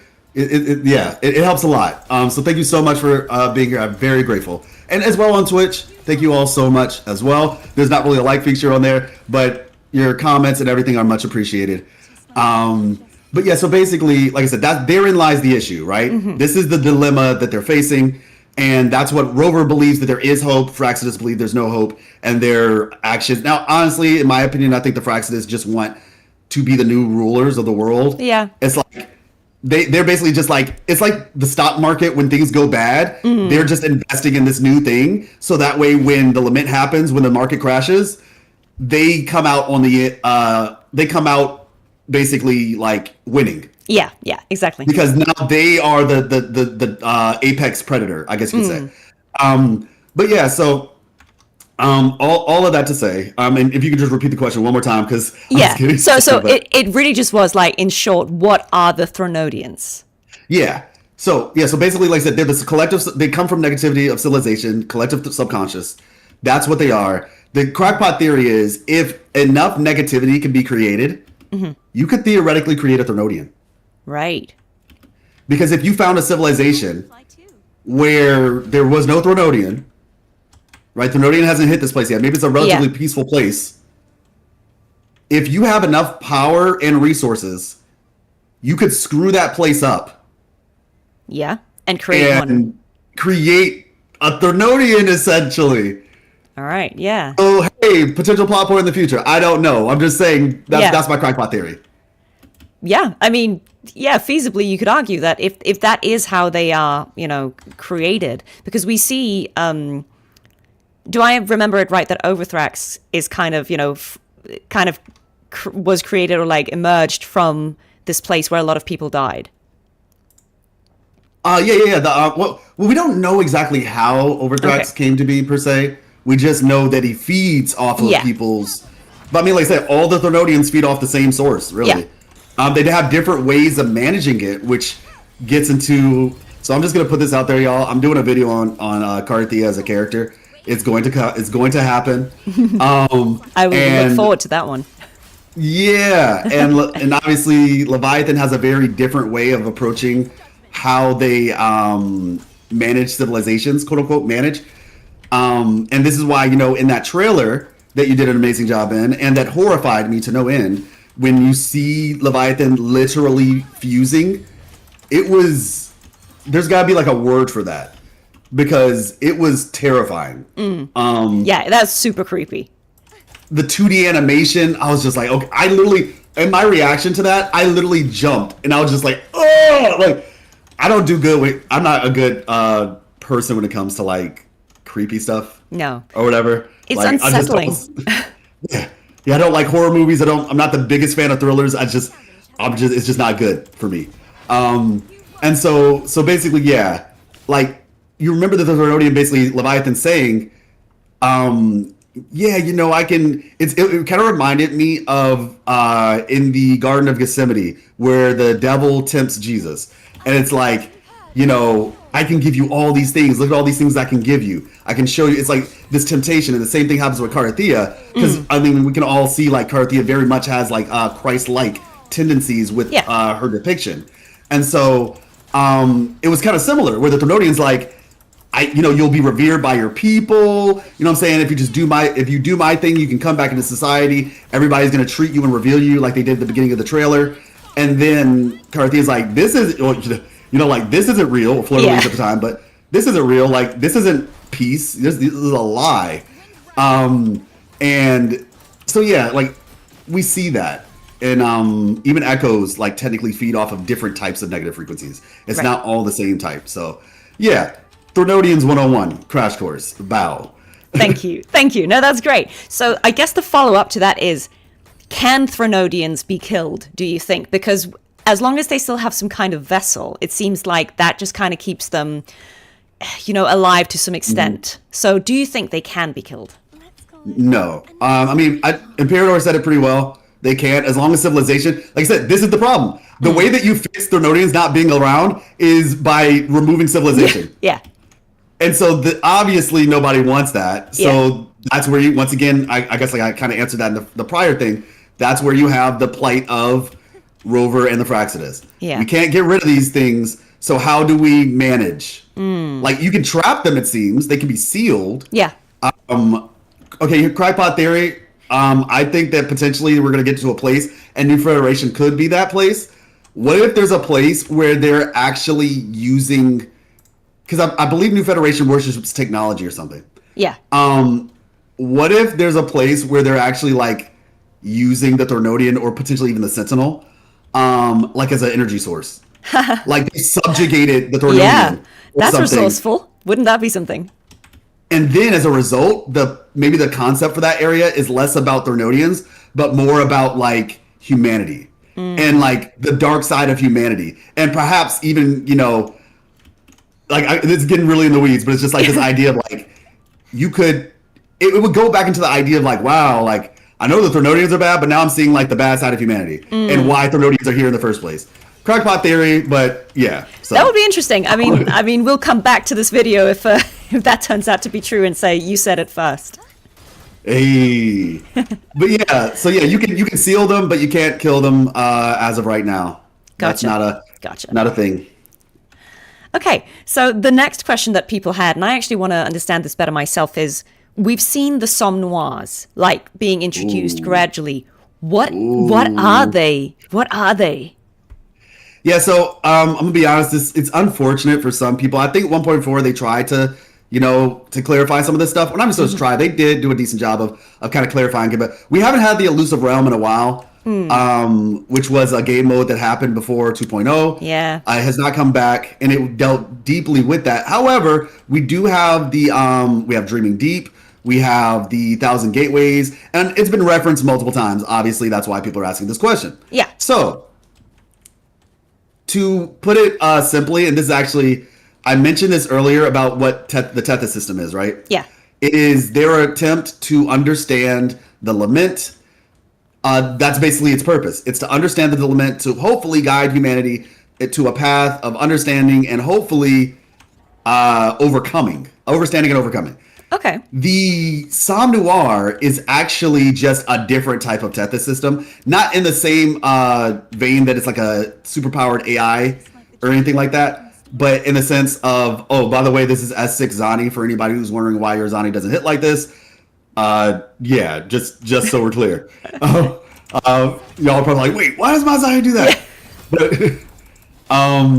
But yeah, so basically, that is what it's basically another attempt to understand using dreams. To understand the lament using dreams is essentially what it does. It's kind of like simulating things in a way, and hoping that they can find some answers there.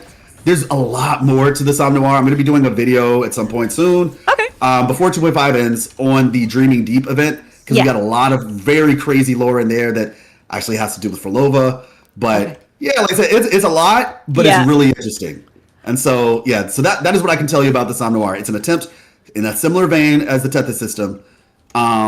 Similar goal, different means to understand the lament. That makes sense. Do we know in the lore who made the Somnoires? Like, do we know who? That's a good question. Do you? Sort of. Okay. Maybe we'll have to watch the video. well, I mean, I can answer it. It's very like a one answer question. It's all we know is they're a companion of Rover. Okay. We don't know who it is. We just know that it was a companion of Rover's. Right. So Tethys system seeking logical solutions, Somnoires seeking creative solutions. Yeah, I like that that way of going about it. Right. So yeah, they're a companion of Rover's. That's what we know. Okay.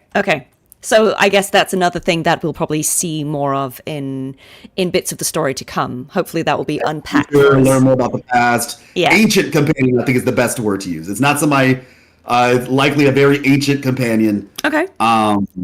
Yeah.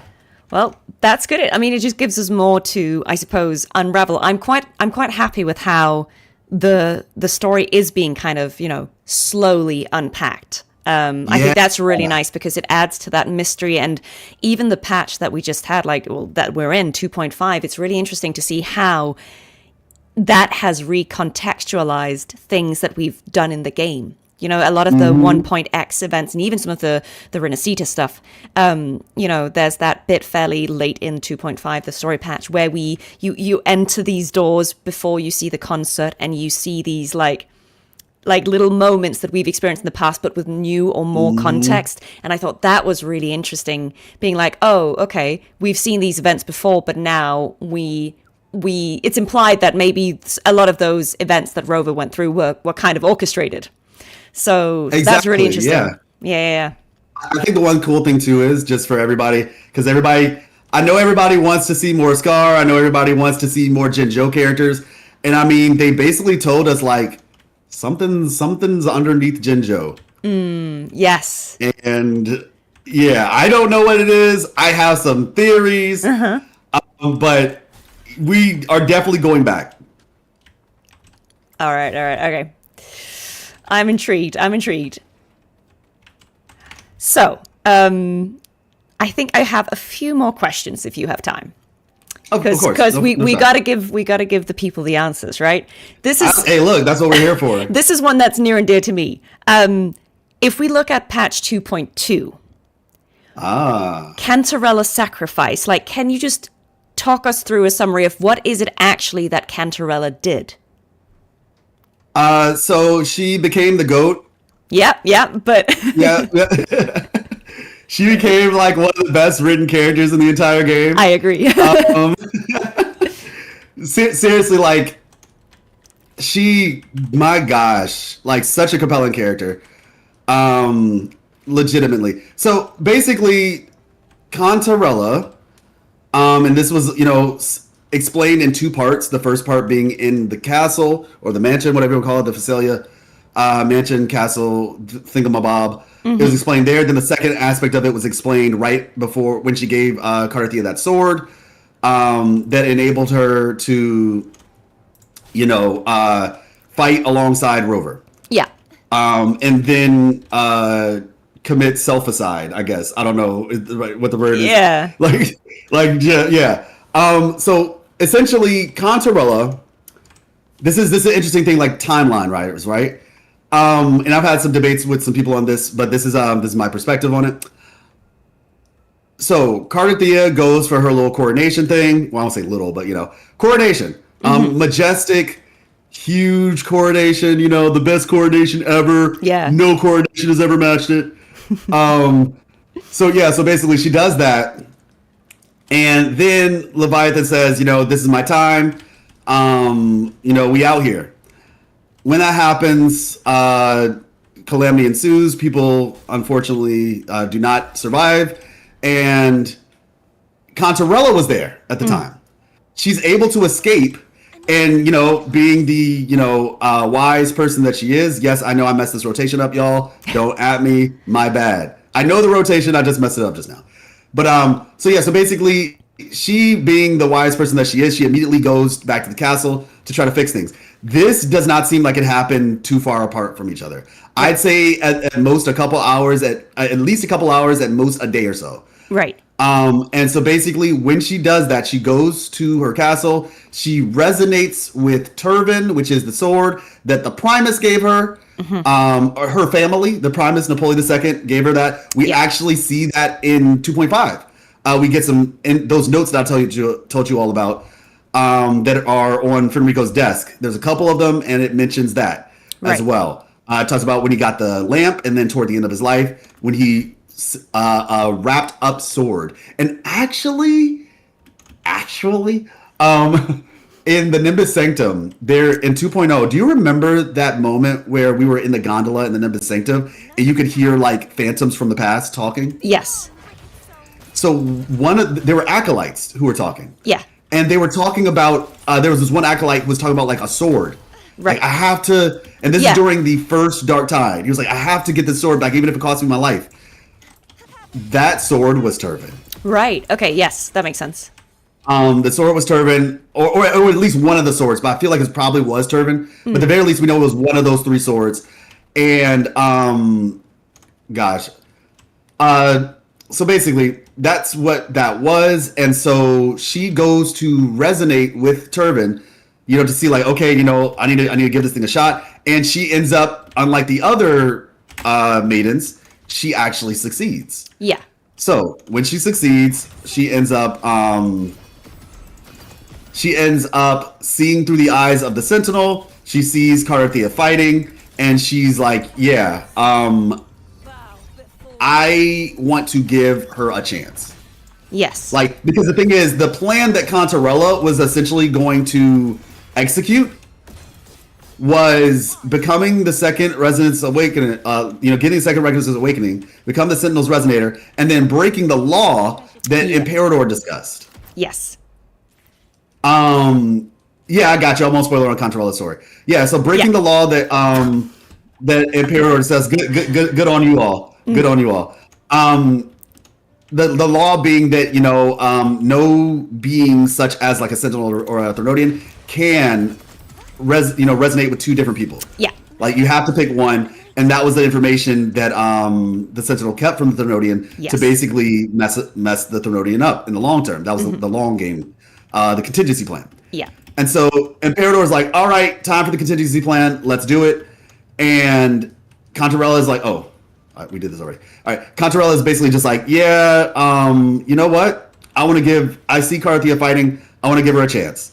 Because otherwise, Cartethyia, Fleur-de-Lis, Imperator, and the Threnodian would have all just been unraveled and destroyed and all that stuff. So they would have basically put Leviathan in a probably a similar situation to Overthrax, where like it needed to be revived.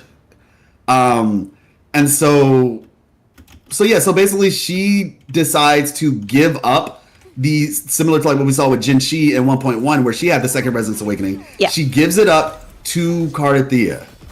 That's what she does. This is why in the beginning she said the Blessed Maiden is dead, because she was actually the real Blessed Maiden. Yeah. But in the moment that she became the Blessed Maiden, she immediately gave her power that she had accrued to Cartethyia, and then in that moment, the Sentinel had the power to resist the Threnodian long enough.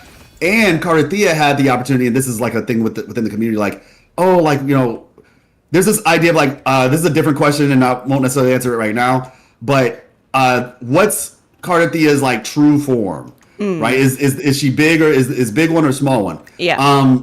Answer, small one. Just that's the short answer. The small one is actually her true form. The big one is a transformation. She would not have looked differently.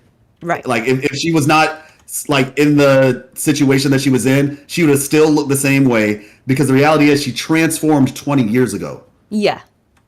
It wasn't like if you had waited 20 years ago, you would have been big Fleur-de-Lis who's 7 foot tall. No, it's a transformation, just like when Jinshi uses her forte and she gets the dragon horns. Cartethyia does her thing and gets the I guess the Leviathan horn.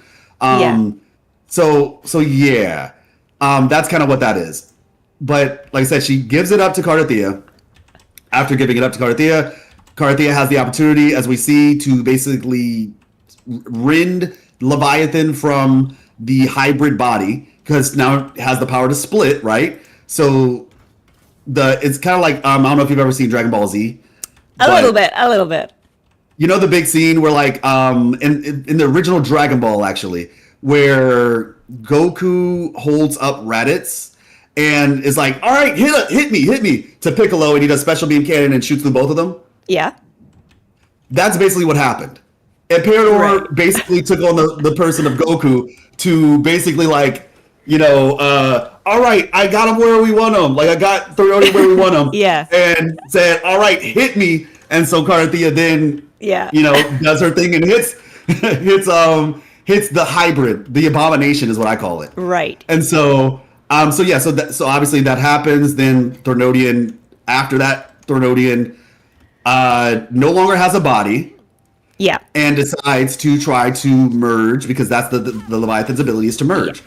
It decides to merge with Cartethyia, or Fleur-de-Lis, and before the Leviathan gets the opportunity to do so, that's when Cartethyia, basically splits herself in two, so that it can't control all of her.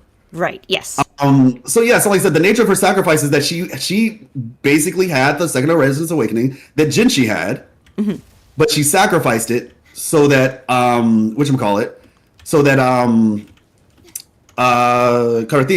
and Fleur-de-Lis could affect, and the Sentinel could effectively fight. Like she saved. It's a team effort. Yeah. But she really saved everybody. She did. She is the MVP. I mean, I think it has to be said. Did. So yeah, shout out to her. Shout out. Very selfless character. Cantarella. Voice actor as well. Yes. Her voice actor was Alex Gelf. Impeccable. Alex Gelf. Hey, if you ever want to talk, Alex, let me know. I'd love to have a chat. We love Alex. But yeah, absolutely. So like that is the nature of what she did. And then I guess the last part being that during the second part, when she gives the sword, because some people might be a little confused on that aspect, like what happened there? Yeah. She told us that everybody got tiny glimpses. This is what she told us in the castle or the mansion. Everyone got tiny glimpses of the when they tried to resonate with Turban, they got tiny glimpses of like the Sentinel, but they were never able to truly awaken. But the small glimpses that they got, and like I said, this is told to us in 2.2. Those small instances that they got still were like sent, I guess you could say, into the general vicinity of the Avenolium. And so Cantarella, when we're doing our own thing as Rover and Cartethyia, and then Cantarella's out doing her own thing. Yeah. She was basically going around and getting all of those frequencies. Yes. And store like those small traces and storing them in Turban, which is actually what ended up helping Rover in that fight as well. But so basically that's kind of what happened there. That's what she gave Cartethyia. She gave her the sacrifice, the collective sacrifice of the Phasalia family. Yeah. Over centuries of being viewed as the bad guys. And this is why, like, shout out to Imperator's voice actor. I don't know if we know who Imperator's voice actor is. I actually don't know. Yeah, I think that's intentionally kept from us. But they're amazing.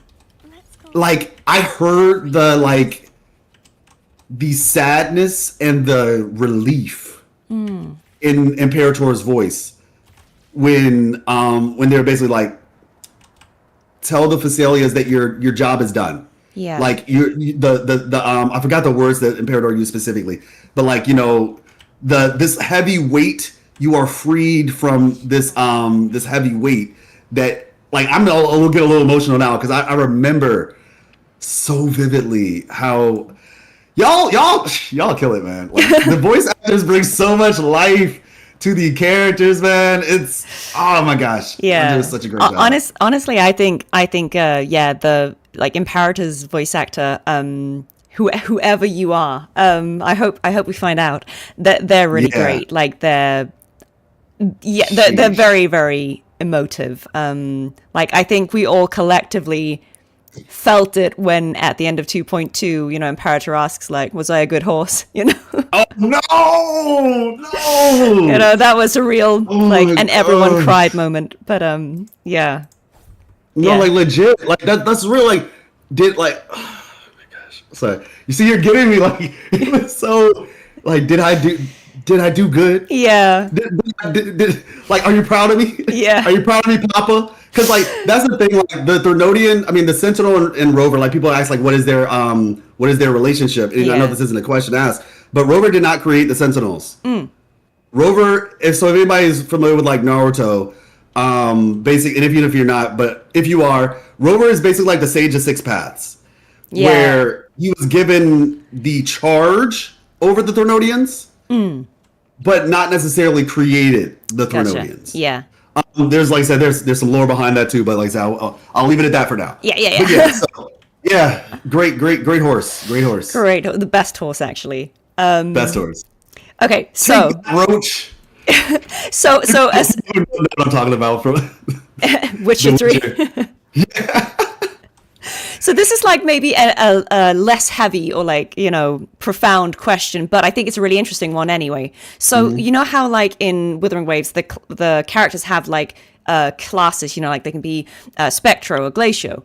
And there yeah, was a yeah, good yeah. question about, does that, so obviously, some of them like Glacio, we know that correlates to ice, but do you think that classification, does that have to do with the forms of energy that the characters are using, that the resonators are using for their attacks, rather than necessarily signifying a relation to an element? Does that make sense? Did I phrase that in a way that makes sense? Okay, so does it have more to do with the way that they attack than the element? Yeah, so I think it's more like, does it have to do with, so like, let's say Carlotta, she's technically Glacio, right?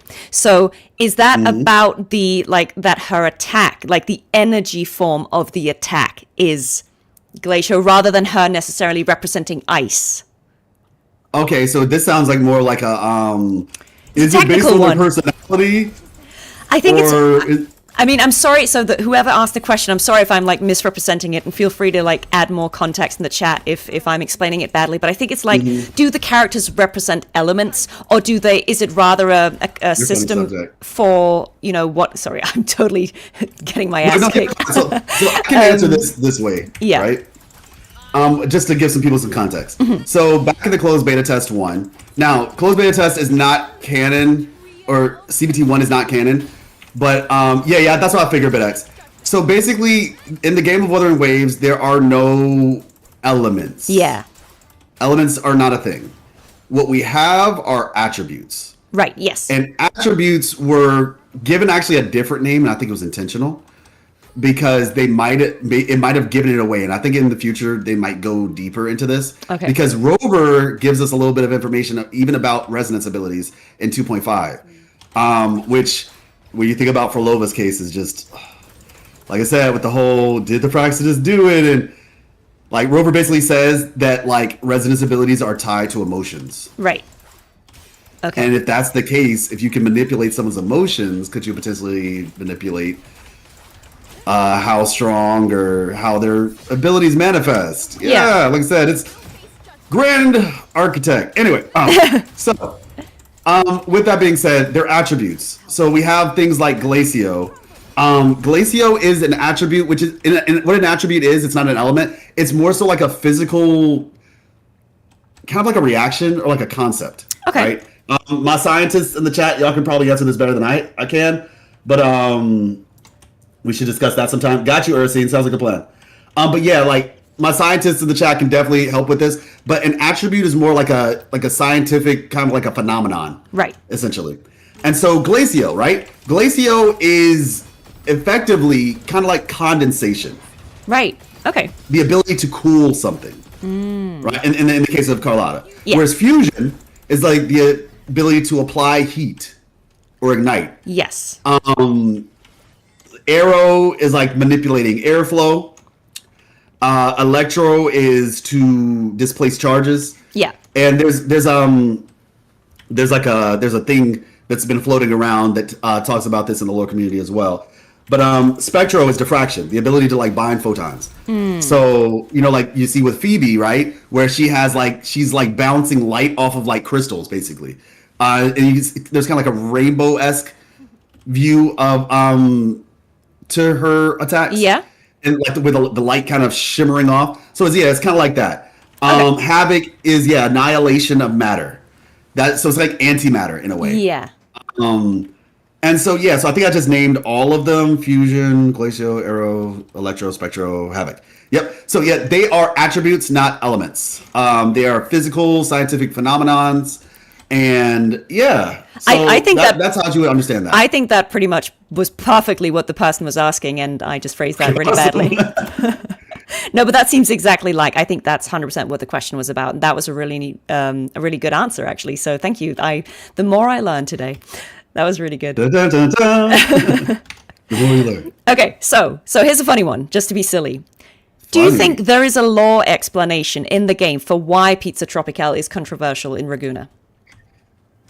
Ah, man. Okay. All right. I got you. All right. I got Okay, y'all. okay. I got y'all. So I have been training my entire we're in the 7th month, right? 7th Yeah. month going to 8 months. So my entire 7 months of Renacita exposure for this question. Okay? Okay.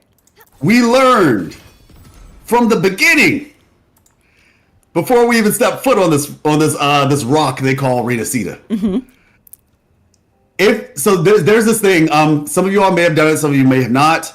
But before you come to Renacita, you talk to Alto. Shout out to James Day. James Day, once again. We gotta talk, man. We gotta talk. I love your character. I've spoken to James Day like briefly on Twitter. Maybe we can have a conversation sometime. But basically, when you talk to Alto, first of all, there's a hilarious exchange between Alto and the little robot. Alto's basically like messing with the robot. The robot's like, "No, get me out of here!" And he's teasing it.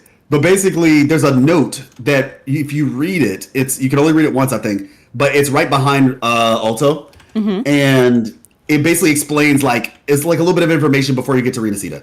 And one of the things it talks about is do not ask for Pizza Tropicale. Okay. Just don't do it. Just right? don't do it. And so what's interesting about that is, and I actually just missed it, so let me move the time. When you get to Renacita, there's an NPC outside of, hopefully this is the right one. Even if it's not though. I think it's, Alexander and Leon. Let me see. So these NPCs, the ones I'm looking at right now, exactly Ursine. So Alexander says, and you can actually go here too. If you go to Margaritas, 6 a.m, just for the sake of continuity. Let's do it. We go to Renacita. We go to. These are the hard hitting questions, y'all. Like I had to study. I had to get under the book. Like, you know what I'm saying? Like the burning the midnight oil. All right. Okay, so we go to Margaritas at what time did you say? 6 a.m. 6 a.m. Okay, we gotta. And I just want to say this. I think Pizza Tropicale is actually good. Specifically, if you put chicken on it. It's called Hawaiian pizza, is what I was told. It's like barbecue chicken with pineapples on pizza. It is delicious. Do not knock it before you try it. That's all I'm going to say. All right, I think it's over here, isn't it? Yeah, it is. Okay. Yeah? Awesome. So you see Alexander and I think Leon or Leon. So let's talk to them. Is your luggage all set up in your room as your guide? Let me share some important travel tips for Raguna. So Alexander is talking to Leon. I'll just say that's her name. Yeah. All right. Is this going to be... Hey, you want to voice act, actually? Yeah, sure. Okay, I'll do Alexander. You do Leon. I'm going to do a very broken way of having this conversation. Okay. So I'm going to... Where are you right now? Are you on Alexander's part? I'm on Leon's part. Okay. You know what? We'll just go from there. Yeah, okay. Here we go. All right. Is this going to be about the Order and the Sentinel again? Oh gosh, it's so good! Oh man, I'm not going to be... Okay. I won't cover that topic since you should already know it. This time, I'll focus on dining customs. Don't add ice to your espresso. Don't use scissors to cut your pasta at the table. And definitely don't order cappuccino at dinner. Okay. And for Sentinel's sake, don't just eat the center of the pizza and leave the precious crust. The last person who did that ended up on the pilgrim cell. Based. I would never do that. Besides, is the consequence really that severe? There's a dish at Trattoria on the first floor of the hotel called Pizza Tropicale. Just remember, it's called pizza, but it's definitely not one. It's the red Once text. It's the red text for me. I know. Once you Wow. leave Trattoria, like especially knowing this is like a place that's based on like Catholicism and Christianity. Yeah. Red text is like those are like Jesus's words, meaning like you do not like this is as sacred as religion to them. Once you leave that trattoria, don't mention it to any local. Even if someone asks, don't answer. Now you're making me scared. So, Wow. Okay, that is top tier conversation. I did not know this was in the game, but there you have it, guys. There is a lore explanation. Like the question is answered. Like And so one little thing here too. There's another conversation right across where you have these two guys talking about, and the one guy is basically saying like, "Oh yeah, I can't hang out today because I need to, eat with my mom." Yeah. Right. And they're basically saying, like, "Oh man, you can't hang out." He's like, "Hey, look, man, it's family. Like if I don't, she'll break my legs with a spatula and stuff my head into a bowl of spaghetti." Yeah. Her words, not mine. No matter what I'm up to, I have to be home for dinner every weekend. And I he's love like, it. by the sentinel, Gustavo. Montelli scared of his mommy? How interesting. Hey, watch it. I'm not scared of her. I'm respecting her. Family comes first, always, no matter what. yeah. So look, if somebody were to order Pizza Tropicale, they have a very, very family-centered, social order. I guess you Yeah. could say. Like it's an ingrained part of their culture. Yeah. If somebody were to eat Pizza Tropicale, you're not going to be a part of that family too much longer. You might get excommunicated. It's just best you don't, So there's Yeah. your lore reason. Okay. It's just best that you don't. Don't do it, guys. When in Renacita, like or Raguna, I guess, just don't. Just don't. Apparently, there's an NPC in Septimont who mocks their pizza because it's not authentic. Yeah. Gosh, that's crazy. I think I've seen that. It's like Pizza Tropicale, get your specialty. It's great. That's so great. Okay, so I know we've been going for a while, so like to wrap it up, Yes. do you think there is a canon rover like in this game? Oh, wow. Yes.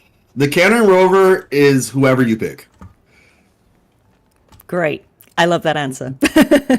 Yeah, like the reality is the developers have done a really good job of, I'd say, stamping that potential issue out from the get-go.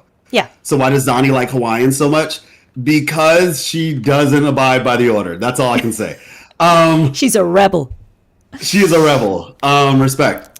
But basically, yeah, like that seems to be they in the cutscenes you see Rover and female Rover, male Rover and female Rover constantly being switched in and out in very, very creative ways, might I add.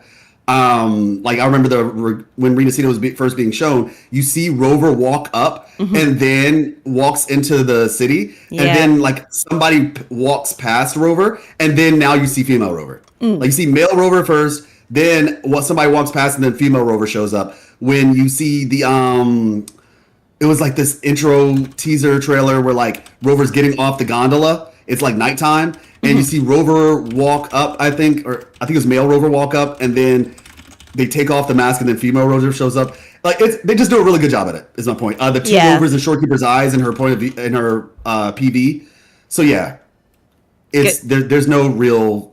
Yeah, I agree. I think there's only your rover. Whoever you are, however you're playing, there is your rover, and your Unless you have two rovers. accounts. Yeah, sure, but like there is your rover. Maybe there are your rovers, but Hey, at the end of the day, I think rover is what each player makes them. Like whether it's gender, whether it's the nature of the relationships they have with the different characters. I think that's why we can have these debates about like, was Rover right? Was Fhrolova right? We can have all these exciting debates because everyone is going to view and interpret their rover slightly differently and their rover's relationships in the world differently. And I think that's why, there is no clear-cut answer. There is no canon anything because there's only your choices in your interpretation. And I think that's really exciting. And the Yeah, it's fact, your game. You play it the way you want a to. really good point was made in my chat that you can change Rover's appearance at any time, you know? Yeah, that's another thing too. Yeah. Yeah, you can 100% do that. Yeah. And I mean, shout out to Chase Brown and Jane Jackson for making both Rovers so compelling that it's really, really hard to pick between them. Yeah, like so my this is just for me personally. One of my favorite things. Oh well, she has the wrong weapon. One of my things about like female Rover that I appreciate. And this, like I said, you all have your reasons. This is my reason. I just think she's very pretty. She is very. It has to be said. She's insanely pretty. Yeah. And then my perspective for male Rover, I just really like the depth of male Rover's voice. He's got a very deep voice, which I have a pretty deep voice. I get it. And so I just like that Yeah. And aspect of both of them, like these different things. And so yeah, they're and both also just really cool. They do different animations too sometimes. Yeah. The way that their facial expressions. There's like they're not. It's not so much like it's like game changing, but it's like cool to see that they do have slight differences in their personality, or not so much personality. It might not be the right word, but it's just like how they, I guess you could say contort their face or whatever. And so it's kind of cool to see those like little details as well. So yeah, it's just they both maximize who they are. Yeah. And I mean, I think undeniably they are both incredibly charismatic. Like whichever Rover you're playing, like we understand why people gravitate towards them, Yep. And that's regardless of whether you play in English or Japanese or Chinese or what have you. Obviously, this goes for every language version, I am sure. There is just something about the Rover that does draw people in, and I'm very excited to see if that gets explored more, who is Rover in the relation to this world? That's a whole nother question for another time, but, I'm excited to see, as we learn more. Yeah, absolutely. I think these were the questions that I received. I'm really sorry. Like, guys, if I missed any questions, don't worry. We may do this again. And if not, feel free to comment your questions or, go to Life's channel and, start hitting him with the questions, give him some inspiration for new content, new videos we want to see. But it sounds like there's quite a few in the, in planning. Oh, yeah, absolutely. And like I said, maybe I might have answered the question already. In one of my previous lore videos. So if you've got a burning question, do go and check out his entire channel, because there is so much there to mine, and subscribe so you can get all the new updates on lore videos. You're more than welcome if you see fit. I had one final question from my chat I see here, which is we're going back to 2.4 now. How did Phrolova invade Rover's dream? Was that to do with the Somnoires, do you think? That's interesting. That's actually a really good question. And it's interesting that you all say, does it have something to do with the Somnoir? I cannot say right now 100%, but it is very likely. And if you go to the Lost Beyond, this is really interesting. I actually saw this yesterday. Okay, let me get that. Yeah. All right, so we go back. Absolutely. We go back. This might blow some people's minds, honestly. Okay. This seems like a good one to end on. Okay, right. Let's see. You're right, actually. That is good. So, which was the map? I'm trying to find the right one okay, so it's this go to the last one where Fenrico is, and then just go down. I found it. The Anima Cradle. Right. So we go into the Lost Beyond. Yeah. Yes. Okay, guide us. Where do we go? All right. So I want you to go toward the pier. Basically, you'll show up in like the little town square. You keep going. Basically, where we start when we get to the Lost Beyond, when we're first Rover. Yeah. You go to the pier, and you can go to the pier. You can just kind of go in the general vicinity. It doesn't really matter. Yeah, but the point is, if you look out to the left, there's like a little island. Okay. It has okay. like some trees. I think I've gone as far as I can. There's kind of like a you can't go to the island. You can just see it over the cliff. Yeah. You see that little island with the trees? I think so, and yeah. Like some frames, some picture frames and stuff. Yeah. So, for those of you all who do your 1,000 Gateways, who have done the Elusive Realm in the past, this scene will probably look a little bit. You know what? I have to say this too. I'll say this after it. I'll say that for after. Okay. But it looks very similar to the Somnoire. Yes. Okay. It looks very similar to the Somnoire. The pink trees, like basically the Lost Beyond. And actually, if you read the description for the Dreaming Deep, yeah, it's very similar to Elusive Realm. Exactly, very similar to Elusive Realm. The description for the event Phantasma Dreamland, it says a strange gate to the Somnoire appears, beyond which a forsaken dreamland lies. As Phrolova stumbles into this realm, she finds a host of peculiar echoes that have gathered here, serving as a staff of the Lost Wonderland. The conductor chooses to linger to help restore its former glory, and silently awaiting the unfolding of this dream. So it seems like there might be some similarities between the Somnoire and the Lost Beyond. Perhaps the Lost Beyond is a kind of a sonorosphere that exists adjacent to the Somnoire. Right. So yeah, I think, it's, with the Somnoire being all about dreams and everything, there definitely is some things we can point to in terms of that theory, is what I will say. Okay. I think that's a cool place to end today's little stream. But this was really fun. I mean, I would be down to do more lore questions, a chill stream with more lore questions another time. So guys, let us know if you have more questions, if you'd like us to do this again, and we'll see what we can do. Hi, my name is Eagle. I'm the voice actor of the game. Oh, nice. Pleasure to meet you, Eagle. Thank you. And I would just say, I have to put this out here, because this is how I felt at the end of the quest, or the beginning of the quest. Abby's the GOAT. Abby. We love Abby.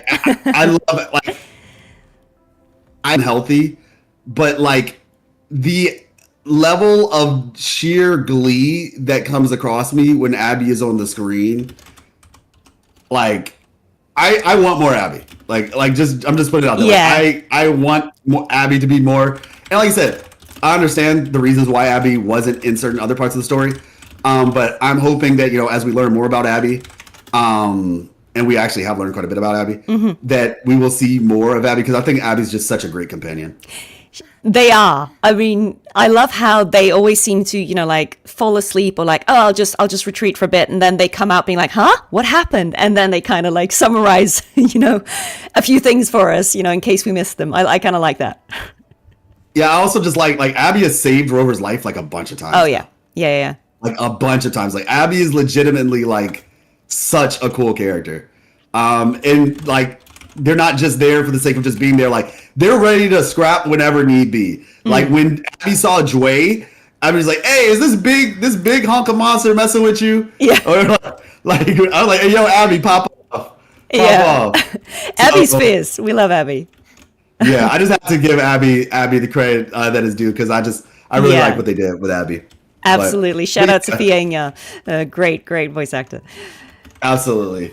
So yeah, I think we're good. Like I said, if you all have any more questions, obviously you can find me at LifeLessons Gaming. That's on YouTube, on Twitch, at @NoChrist_NoLife, or at @NoChrist_NoLife. It's something like that on Twitter. You can see it in my in my description. It's still technically LifeLessons Gaming at the top, but the @ is that.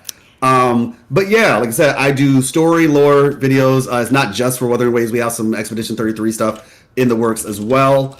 But yeah, like I said, I like to talk about stories, the philosophical stuff, and all that. And it's been a pleasure. I stream pretty regularly, and yeah, you guys are more than welcome to be a part of, I'd say, the shared community. I would say the Wuthering Waves community.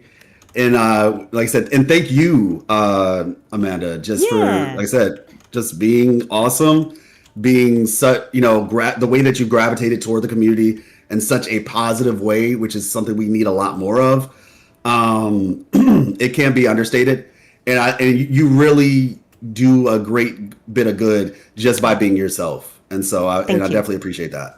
I appreciate you. Thank you so much. And thank you so much, everyone, guys, for joining us today. This was kind of like a little fun experiment, but I think that was actually really, really lovely. And yeah, this is, as you said, this is the kind of stuff I think the community needs more of, just Absolutely. a good old time where we're sharing ideas and theories. A lot of this we don't necessarily know yet. I think you're quite on the money. I feel like everything you said today, that seems very well thought out. So I would buy your theories for sure. But yeah, this is the fun, guys. This is the wholesome stuff. So yeah, thank you so much, everyone. Had a great time. Thank you all. Hope to see you all again in the future. And yeah, like I said, we'll definitely have have another time where we chat. And yeah, so cool. Yeah. All right. Well, All right. Well, I'll let you go. take care, everyone.